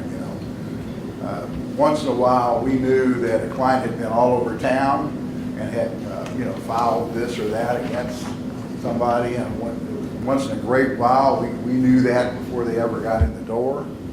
But most of the time, you don't really have any idea until it's too late. Hire the best people to help you support you in your practice if you're a private practitioner, or, the advantages of working in an agency is that you have more support around you. When I was at Family and Children's, I was able to call up, when I had a problem, I could call up a lawyer, that was on retainer, to help me with whatever decisions. Like, this is an interesting question that came up many, many years ago, and I actually was talking about this with one of my colleagues about the client's right to the record. And so there was a law passed that medical records are supposed to be shared with the client if they desire that. Right? There's a law, I think, out there for that. Right? So whereas we believe the record is at that time the record belongs to us. It's our record, not the client's record. It's our record. Okay? So the attorney told me, they said, look, you don't have a medical record, and so I don't have to comply with the law because I don't have a medical record. I'm not a medical person. All right, now that could be tested in court, challenged in court or whatever. It never has been. So we continued to not release them based on that if we felt like it would be a problem. So now I think it's probably a good practice whenever possible to release a record to the client if they need that, as long as it's just about them. You can't have other people in there because that's, the they have confidential rights as well, yeah. But the fact that it's paid for by health insurance, that it has to be medically necessary, then how is that not a medical record? Well, I mean, this was at that time, Okay. we didn't have third-party reimbursement. We weren't billing and insurance. Yeah, So does that still hold true, that we don't have to release it to the client? I don't think so. And if you're like you're saying, if you're billing an insurance company, you've got a diagnosis in there, DSM diagnosis in there, then I think you're probably on not very solid ground to withhold the record. Now, you do have an obligation to make sure that the record is only about the person that you're releasing it to. You know, so, and you want to make sure that there isn't anything in the record injurious to the client, you know, so that, in which case you might have to take some extraordinary steps there to protect that information. But if you're really writing your record in the spirit that I described earlier, that it should be, you know, basic, factual, you know, about what happened in the treatment and that anybody could read it, know that that's what happened, you shouldn't have that problem. Okay. Then what about subpoenas? Thank you. Subpoenas. Okay, so anybody can get a subpoena. Anybody can get one. Okay, so it is a legal requirement to respond to a subpoena. Now, those of us who are licensed as MFTs, we, in our ethical code, the patient really is anybody that we see, the whole organism. And even if we don't see somebody, you know, sometimes it's like I'm seeing only the spouse, but you know, but the marriage is considered the patient, you know, even though I'm not seeing the husband, right? So we have an obligation to get, you know, all of those releases from all of those people before we can release information. So lawyer calls me up and says, I want your record. Well, you know, I've seen other people. So you want Joe Smith's record, but you know, I have other people in the record. I can't give it to you because of I have an ethical bind. So this is the difference between legal and ethical. They're in conflict sometimes, right? The legal requirements are in conflict with our ethical requirements. So sometimes attorneys understand that. Sometimes they don't. They don't really care. Okay. So you got to look at that issue, and then you know you want to be.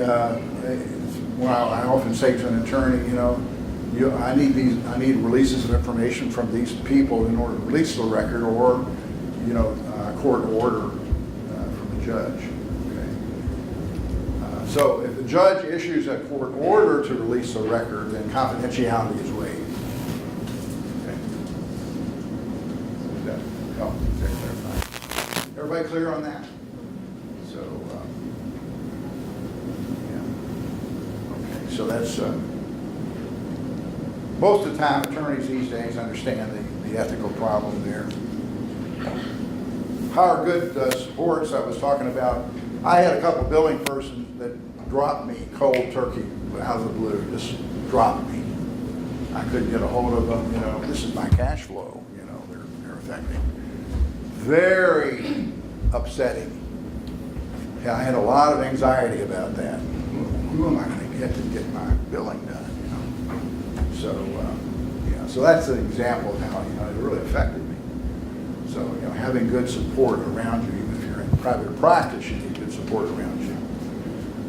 By the way, there's legal support, you know, I'm sure you're all aware that you can call NASW or AMFT. They have a legal service there that you can call and get some advice from at no charge. Everybody aware of that?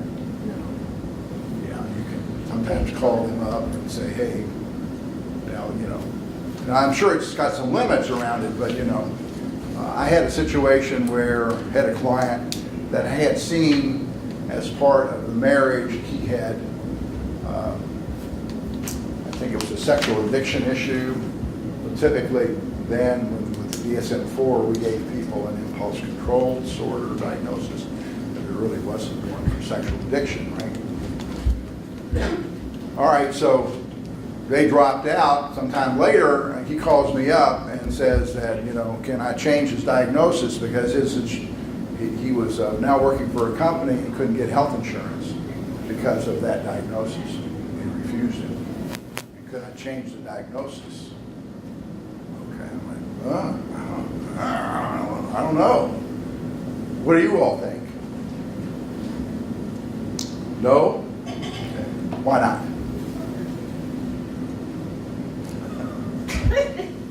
I don't know, it just doesn't seem right, you know, it seems like that to go back and change the diagnosis on something that happened in the past, because you were based, it was based on the information you were given at the time.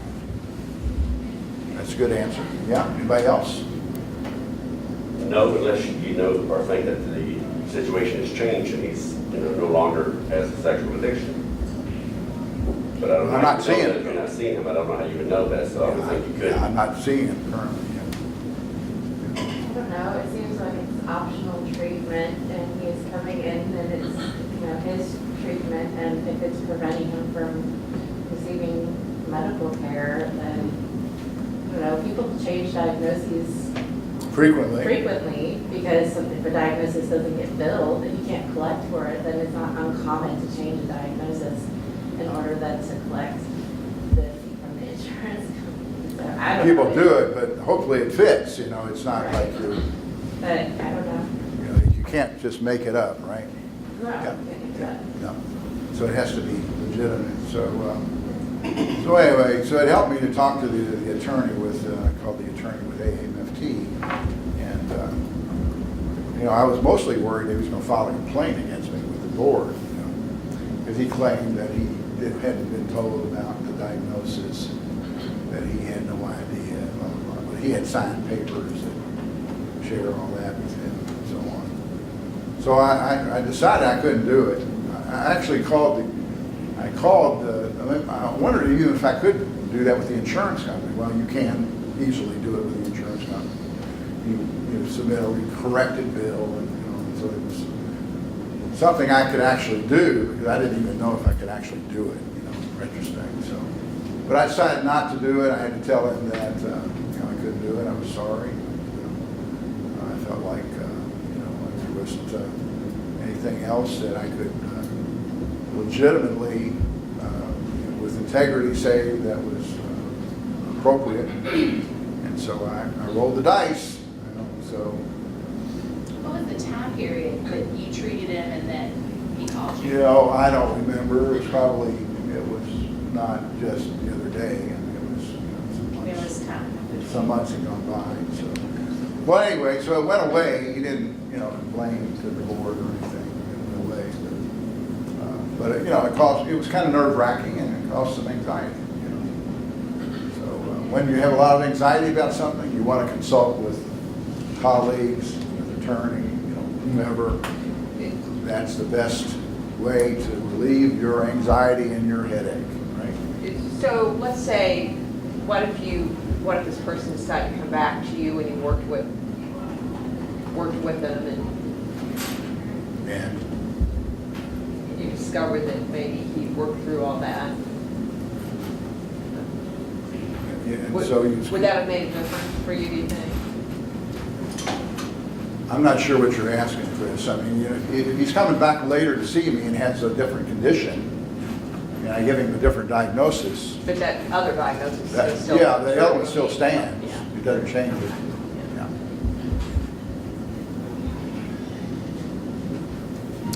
Yeah. All righty.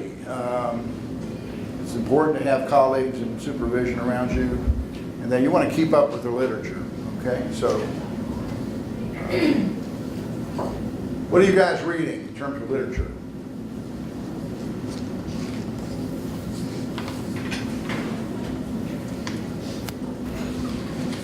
Yes, ma'am.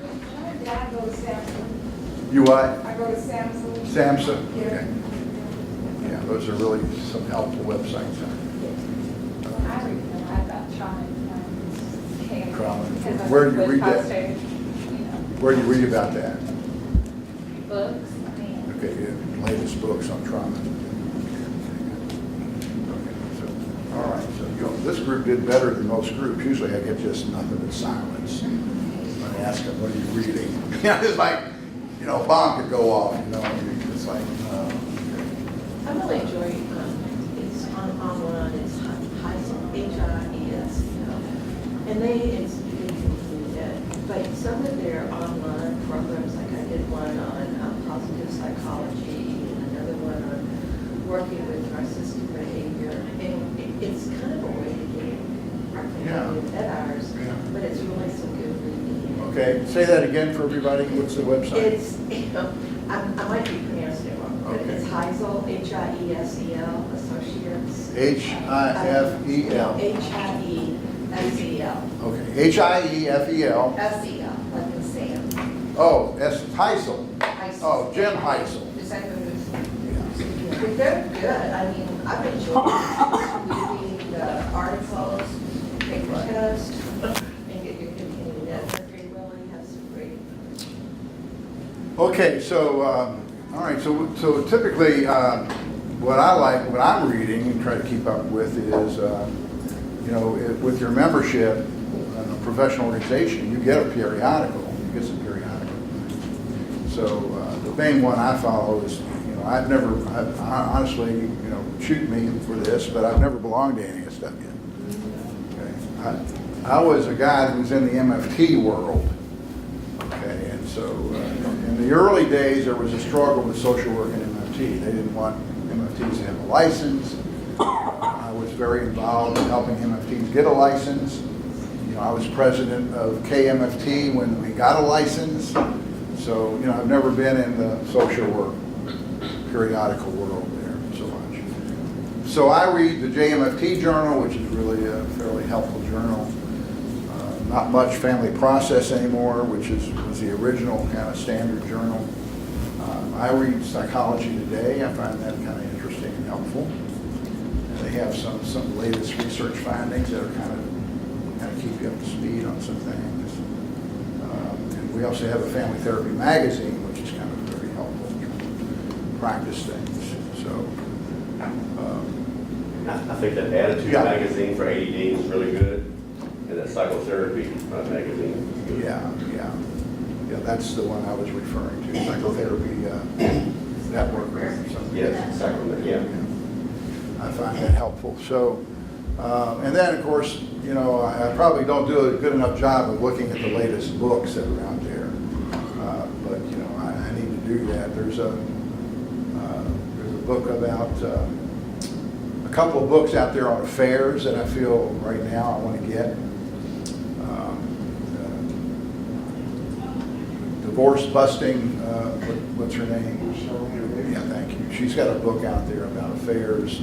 I'd like to see what she has to say about that. I see a lot, it's a big issue for me. I see a lot of couples struggling with that issue. So that's a good, guideline for you. What's going on in your practice, that you want to learn more about, okay? And then there's another person, and I find TED Talks and things like that are very, very helpful. Learn a lot on Fresh Air, one of my favorite programs. Everybody know Fresh Air? NPR. She's been doing that program for 30 years. She has the latest, sometimes the latest authors on there that relate to our profession. And then, let's see. Then there's another woman who's written a book and's been on the TED Talks. It's gotten a lot of press recently. We can try to find that. I never remember her idea, her name. I never remember her name. I keep a list of books in my phone. Does anybody know who I'm referring to? It's a Yes. There's a therapist. Elsie, somebody? Does that ring a bell for anyone? I'm trying to find her book here.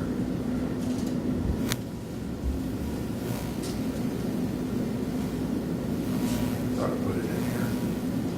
Well, I apologize. I don't seem to find it here, but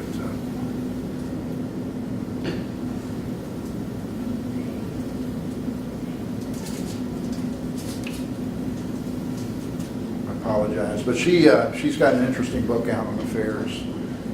Maybe if you Googled affair under TED Talks, she should come up. And she's really interesting to talk to. Really brilliant lady. So she provides a perspective that I think is helpful with clients. Because what do you believe about affairs? Well, one thing I believe about affairs is that affairs are primarily about the person who had the affair. Okay, so there's typically there's some thinking out there that affairs are always symptomatic of the marriage, and it's the marriage that causes the person to have an affair. Okay, I don't believe that, and of course that's very disturbing and very hurtful for the person who was on the receiving end of the affair, usually a woman in my practice, not always, but that's usually the case. So this kind of turns that all around in a helpful way. If you're female and someone tells you, look, the affair isn't really about you. It's not that you weren't woman enough. It's that it's all about what's going on with him. That's helpful and therapeutic for that woman. So there's material. So I ask them to read that book, get that material, listen to that TED Talk. I'm always sending people to different experiences like that to get more of a sense of what's going on. Questions about that? Okay.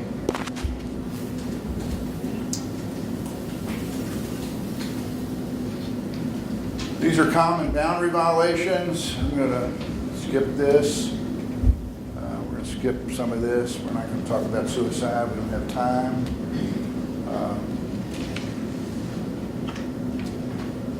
It's all about safety planning. You are now required to take suicide training every so often.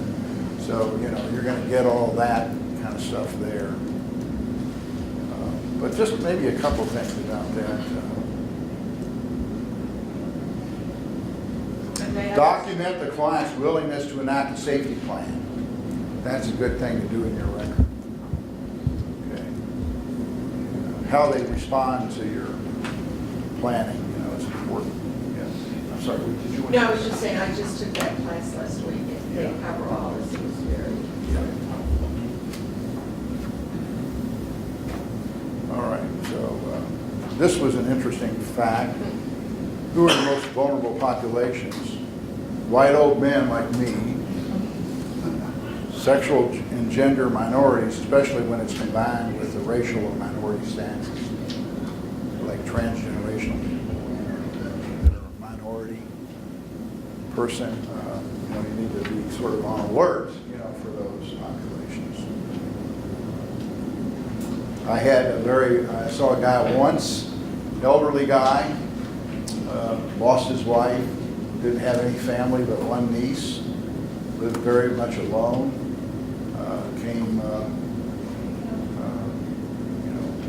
came in for depression, seemed to be doing okay. He was not, he and his wife had raised dogs. He was talking to me about buying a dog and getting back into that.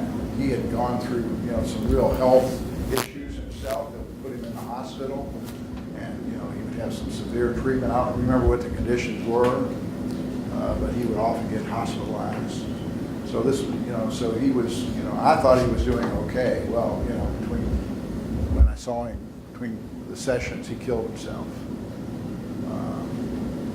And so obviously I felt really bad about that, he had a medical emergency again, and he ended up in the hospital. And then when he came out, he decided he wasn't going to go through that anymore, so he did himself in. So anyway, that was really difficult. So I remember, going to the funeral home, even though I only seen him once. Went to the funeral home. She really felt responsible for his death more than me. Who else has experienced a suicide in their practice? Anybody? Yeah. If you're out there practicing long enough, you're going to have that experience. It's just inevitable, unfortunately. So, sad to say.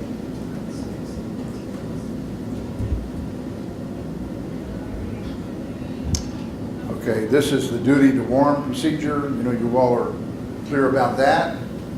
That, you know, you have to have an identifiable victim and specific plan means to do the harm. Then you're required to notify the victim and any significant others, talk to the police. That's the typical protocol. You want to conference that with somebody because it's, you know, when I was in the agency, we always required critical incidents to be conferenced. Now that is a good thing. That's a protective thing. Okay, because it shows that you weren't negligent. Okay? If you didn't have a finding of harm that was likely to happen to a person, and you conferenced it, and it was, you know, a different decision was made about that, then that is protective for you. Okay, that's a good thing.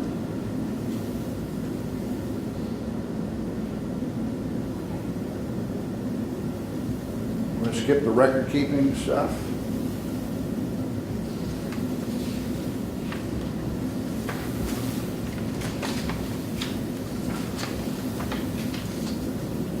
Already talked about record keeping enough.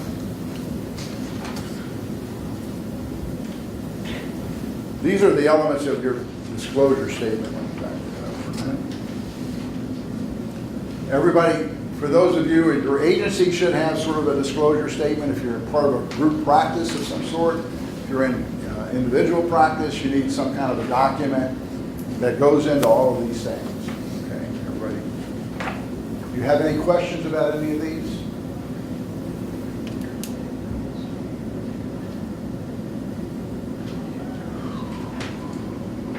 I was encouraged to actually have the client initial each page and sign at the end. So I'm now having them do that. Not just sign at the end, but initial each page that they've actually shows that they've read it. Sorry. Back up.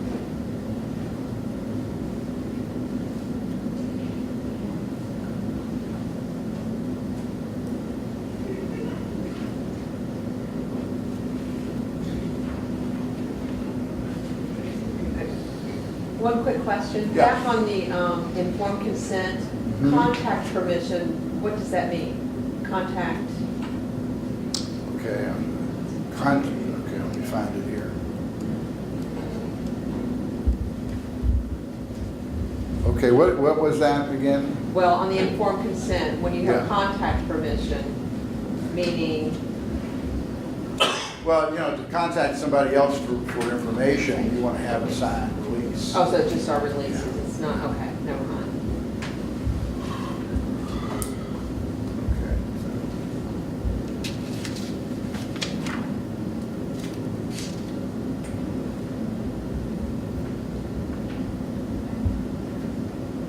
Thing's not responding real well to me here.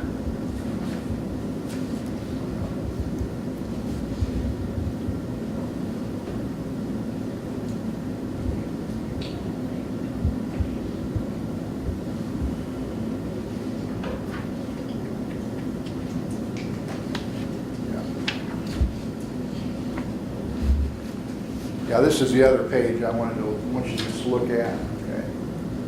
Your role, anticipated length of treatment, you know, what you actually do, what, you know, how you're available.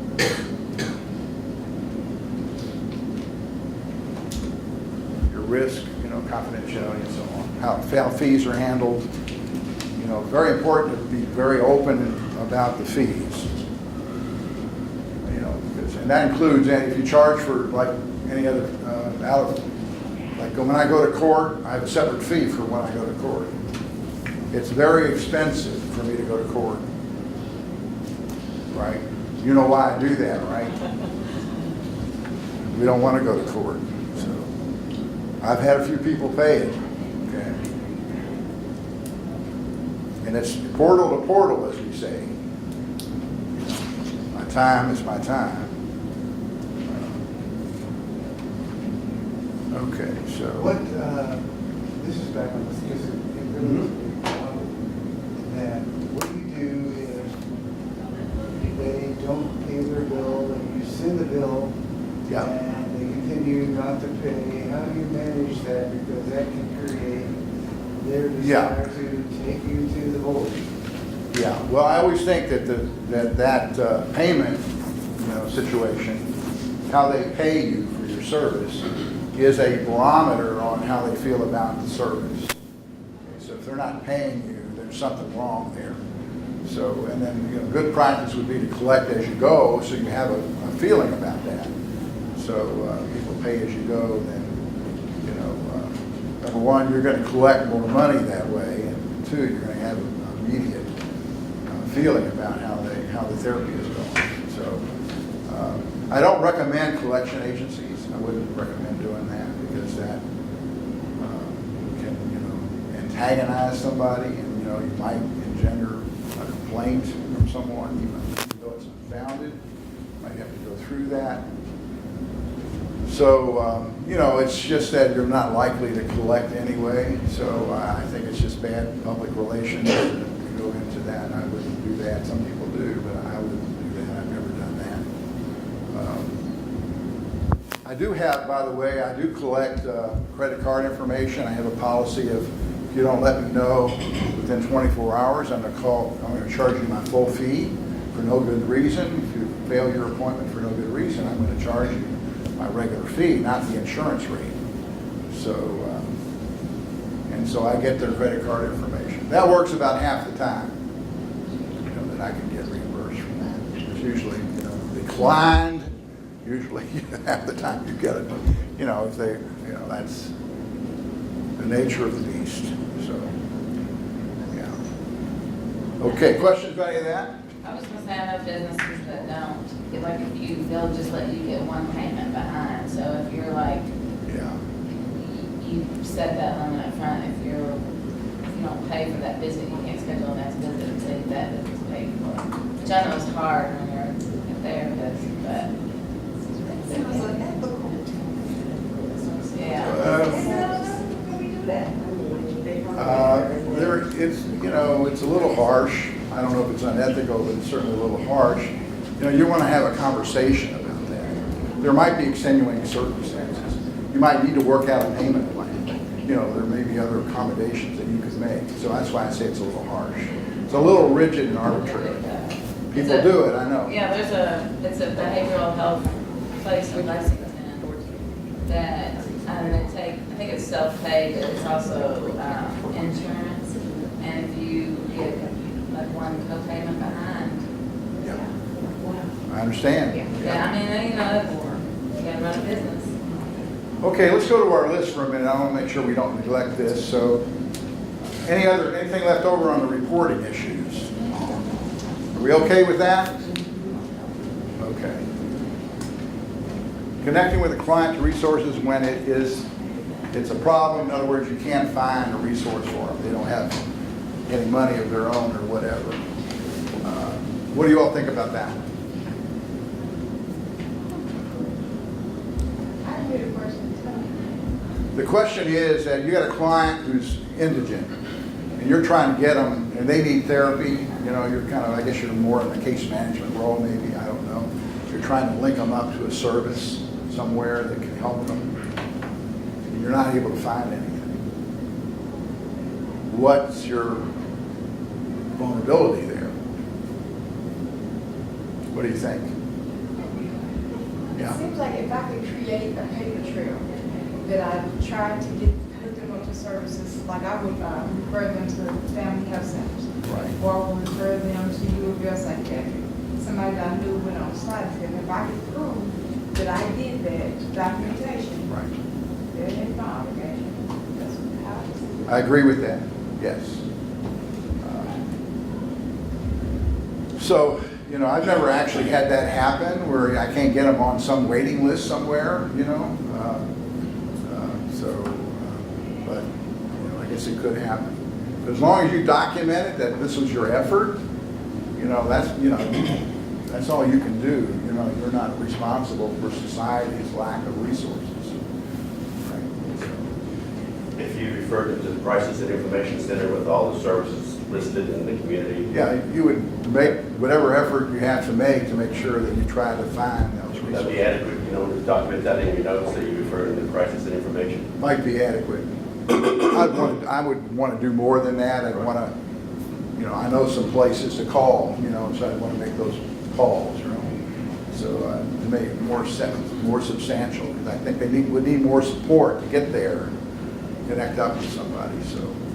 But there are a few places where they have a sliding scale, you know, like Families First, one of them. So I've never really not had a place to send somebody, so. Okay. So, I'm sorry, yeah. just to clarify, so Right. you're covering the part where we're worried about our liability. Yes. It's like referring somebody to a waiting list Yeah. doesn't actually fix the situation. You know when you refer them to that agency, there's a waiting list. Yeah. So you're saying it's okay? It's okay. to Refer them to wherever. Yeah, because they're going to. Make them aware there's going to be a waiting list. Yeah, I mean, I don't have any control over when they're going to get seen, what hour they're going to get seen, who's going to see them. I don't have any control over any of that. It's not my responsibility. I'm getting into the All the resource. time to me, it's not a rare thing. Pardon me? That's all the time for me, I mean, for some of our clients. Yeah. Even coming in for physical therapy, and somebody has insurance, and they have a catastrophic spinal cord injury, they have 20 visits for the rest of their life, you know, the spinal cord injury is devastating, they've got 20 therapy visits. I work for a hospital that wants to see them for those 20 visits, then what? Then You're not Then they're responsible. going to be like. You're not responsible for their Yeah. lack of resources. Yeah, I know, it's still a lifelong. It still doesn't, we don't like it, it's still sad and unfortunate, but, you know, that's not an ethical problem for you. It does make me anxious. It- I will document all the things that you Right. said, but it's. Yeah, and we it's don't, almost simple, sure, You know, sure, and, you know, people, yeah, it's sad, it's really sad. Sharing client information with the court, are we good on that, or is there something lingering from that? We talked about subpoenas, court orders. Okay. Record requests and subpoena, we covered all that. Okay, obtaining information from impaired clients. There was somebody who was unconscious, was not an English speaker, spouse couldn't speak English either. That was the situation I think we heard about. So what do you do there? So, I don't think the issue was not sharing it with the spouse, it was the fact that it had to go through an interpreter. Is that correct? Yes. It's not related to the Well, they person. wouldn't give the spouse any information. Had to go through an Because she required an interpreter. interpreter to get it. Right, yes. Yeah, and so, I did get a resource. pardon me? Someone in the group knew of Catholic Charities. has Catholic a- Charities they might help provides, with is the that. main place to provide interpreter services. So part of the issue was, where do you find an interpreter?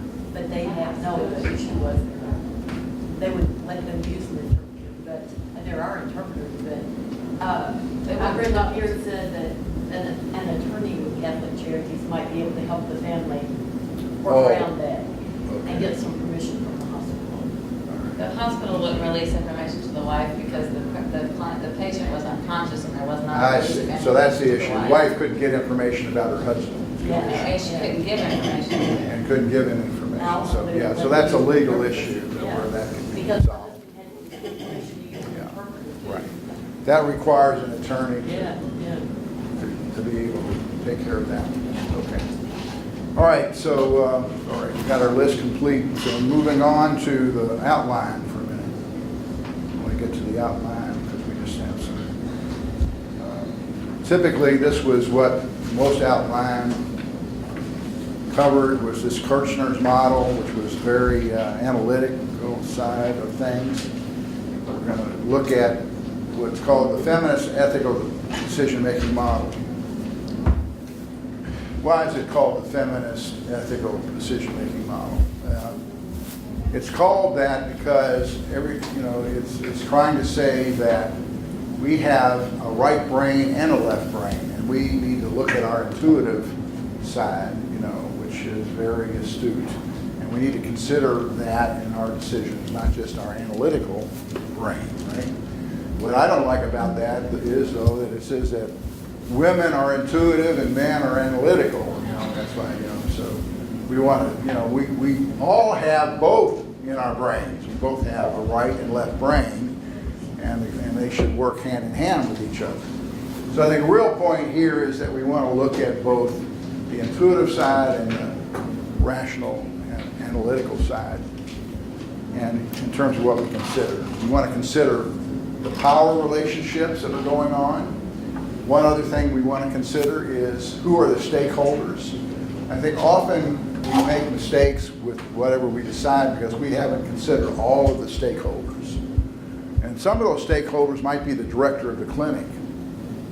Okay, could be somebody like the cabinet who has a contract with us. They all have a place in it. So you want to cast a broad net in terms of who are the stakeholders. So I'd also ask us to consider kind of cultural biases that are out there, or even individual biases that are out there in this outline. Okay. So if we have a sensitive area ourselves, let's say the ethical dilemma has to do with a sexual abuse issue, okay, and we're a victim ourselves of sexual abuse. Okay, well, how does that play out in our decision? It might be a help or it might be a hindrance, or perhaps some of both. I don't know, but it asks us to consider things like that. Okay, so ultimately, after we consider all that, then we apply a cost-benefit analysis to select the most appropriate action that has the most benefit for the most stakeholders. So this is kind of the outline. Now usually we get, how do we become aware we have an ethical dilemma? What tells you that? Well, usually I'm feeling it somewhere in my body. Is that right? I start to have a sick feeling in my stomach, or I'm starting to feel warmth in my face because I'm anxious, blah, blah, blah. Okay, so that usually is a real clear clue. And so then I want to kind of kick it around and see if it really is a problem. So I might talk to my supervisor or colleague about it, so on and so forth.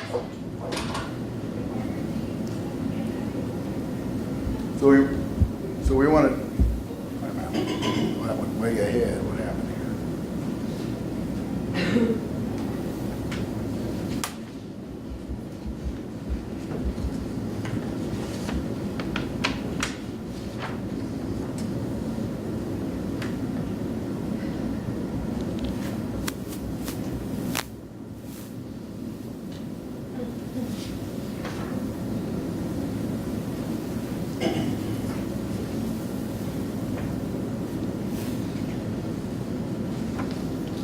Okay, so now we're trying to define the problem. What is the conflict?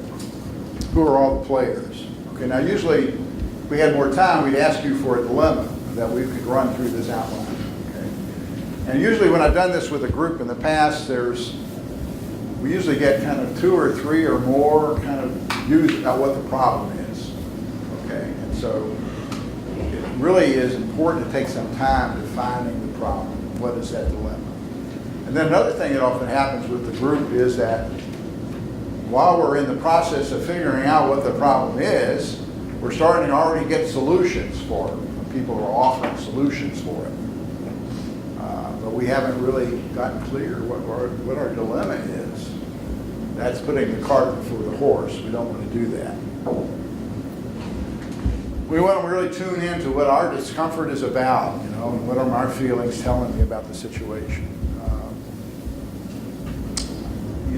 I have had some of the best thoughts because of what I have been feeling. Okay?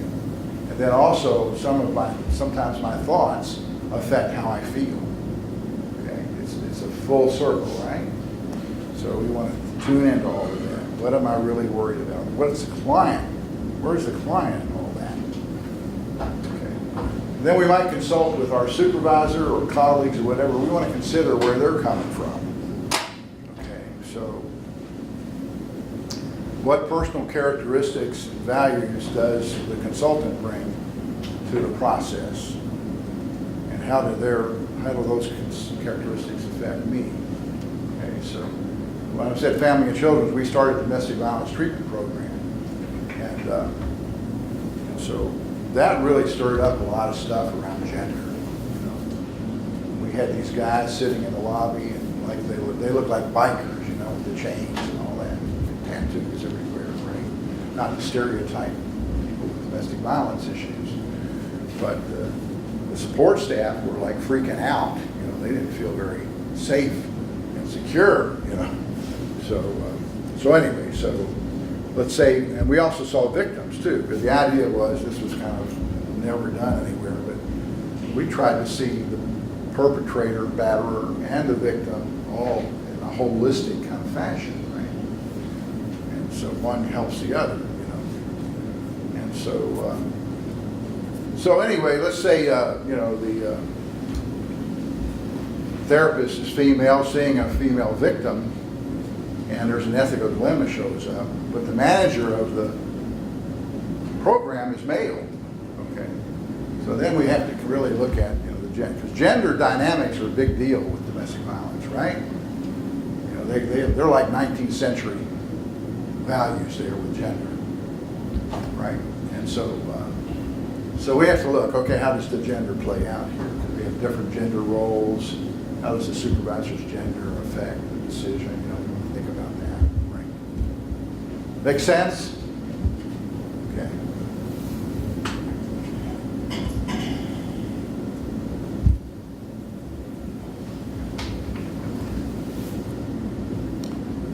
Okay, and then just in reviewing the process, you know, we're going to kind of, you know, list all the solutions out. You know the typical brainstorming process. You put all the solutions up there, and then you rank, you know, weed out the ones that really don't count. You rank them. What's number one, number two, what's number three? Usually there's a combination of some of them. It ends up being what you're going to do. Put it into practice. Hopefully you can feel good about that. You could share your plan with a colleague and feel good about it. You could shout it from the mountaintop. You know, I feel like you could be okay with that. You could be willing to do it again. You know, so it's generalizable that way. So now then you implement it, and then you kind of review the feedback you get from the implementation. You might want to fine tune it. Okay. All right, so that's basically an outline to go through. Okay. What do you think about it?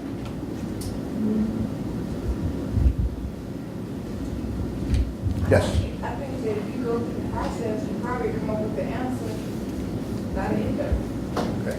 And I think that it will also help us in our case with you, whenever I have a disagreement about my colleague, what we think about somebody clinically. Right. I think that will help us. Okay. Some people find it tedious to go through this. You know, kind of tedious, right? Think about all this stuff. You know, all the policies and family law issues and so on. I think it's kind of, it feels kind of tedious to them. But if you've really had a true ethical dilemma, it is intrusive, right? It's intrusive thoughts there, right? You're spending a lot of the psychic time on it, emotional time on it. So going through this, to me, if you really are in that place with a dilemma, it actually will save time because you probably get somewhere else different with it, and then you can let it go and put it out, you know, not have it intrude anymore on your day. Okay? I think in theory it's great. But you have to have the players have to all want it, all involved. And I think what happens sometimes is, like you brought up earlier, you've got to really avoid being put in triangles. Yeah. Oh, yeah. And Yeah, triangulation is what makes everything go bad. Yeah, we're always detriangulating in our therapeutic work. Yeah.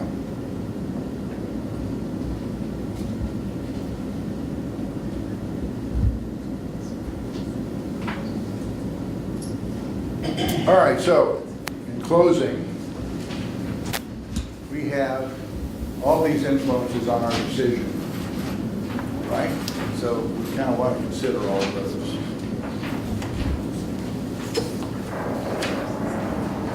Agency policies and procedures are very, very helpful. Like the agency I used to work for, we were accredited every 4 years. And so we had to keep up with our policies and procedures. So we spent a lot of time thinking about what's good practice in that organization. And then we had somebody from the outside come in and evaluate us on it. So that was good, informative practice there. Right now, we're in the age of risk management. Risk management with accrediting bodies. Spend all this time trying to reduce risk. Any questions about any of that? Yes, sir. One of the cases that I've got going on right now is a fella who's in a divorce situation, in the court order, joint custody and visitation. But his wife refuses to bring the children to visitation. She's violated the court order somewhere between 80 times and 200 times. And the court's never had her arrested or given her any fines or any time in jail or anything like that. So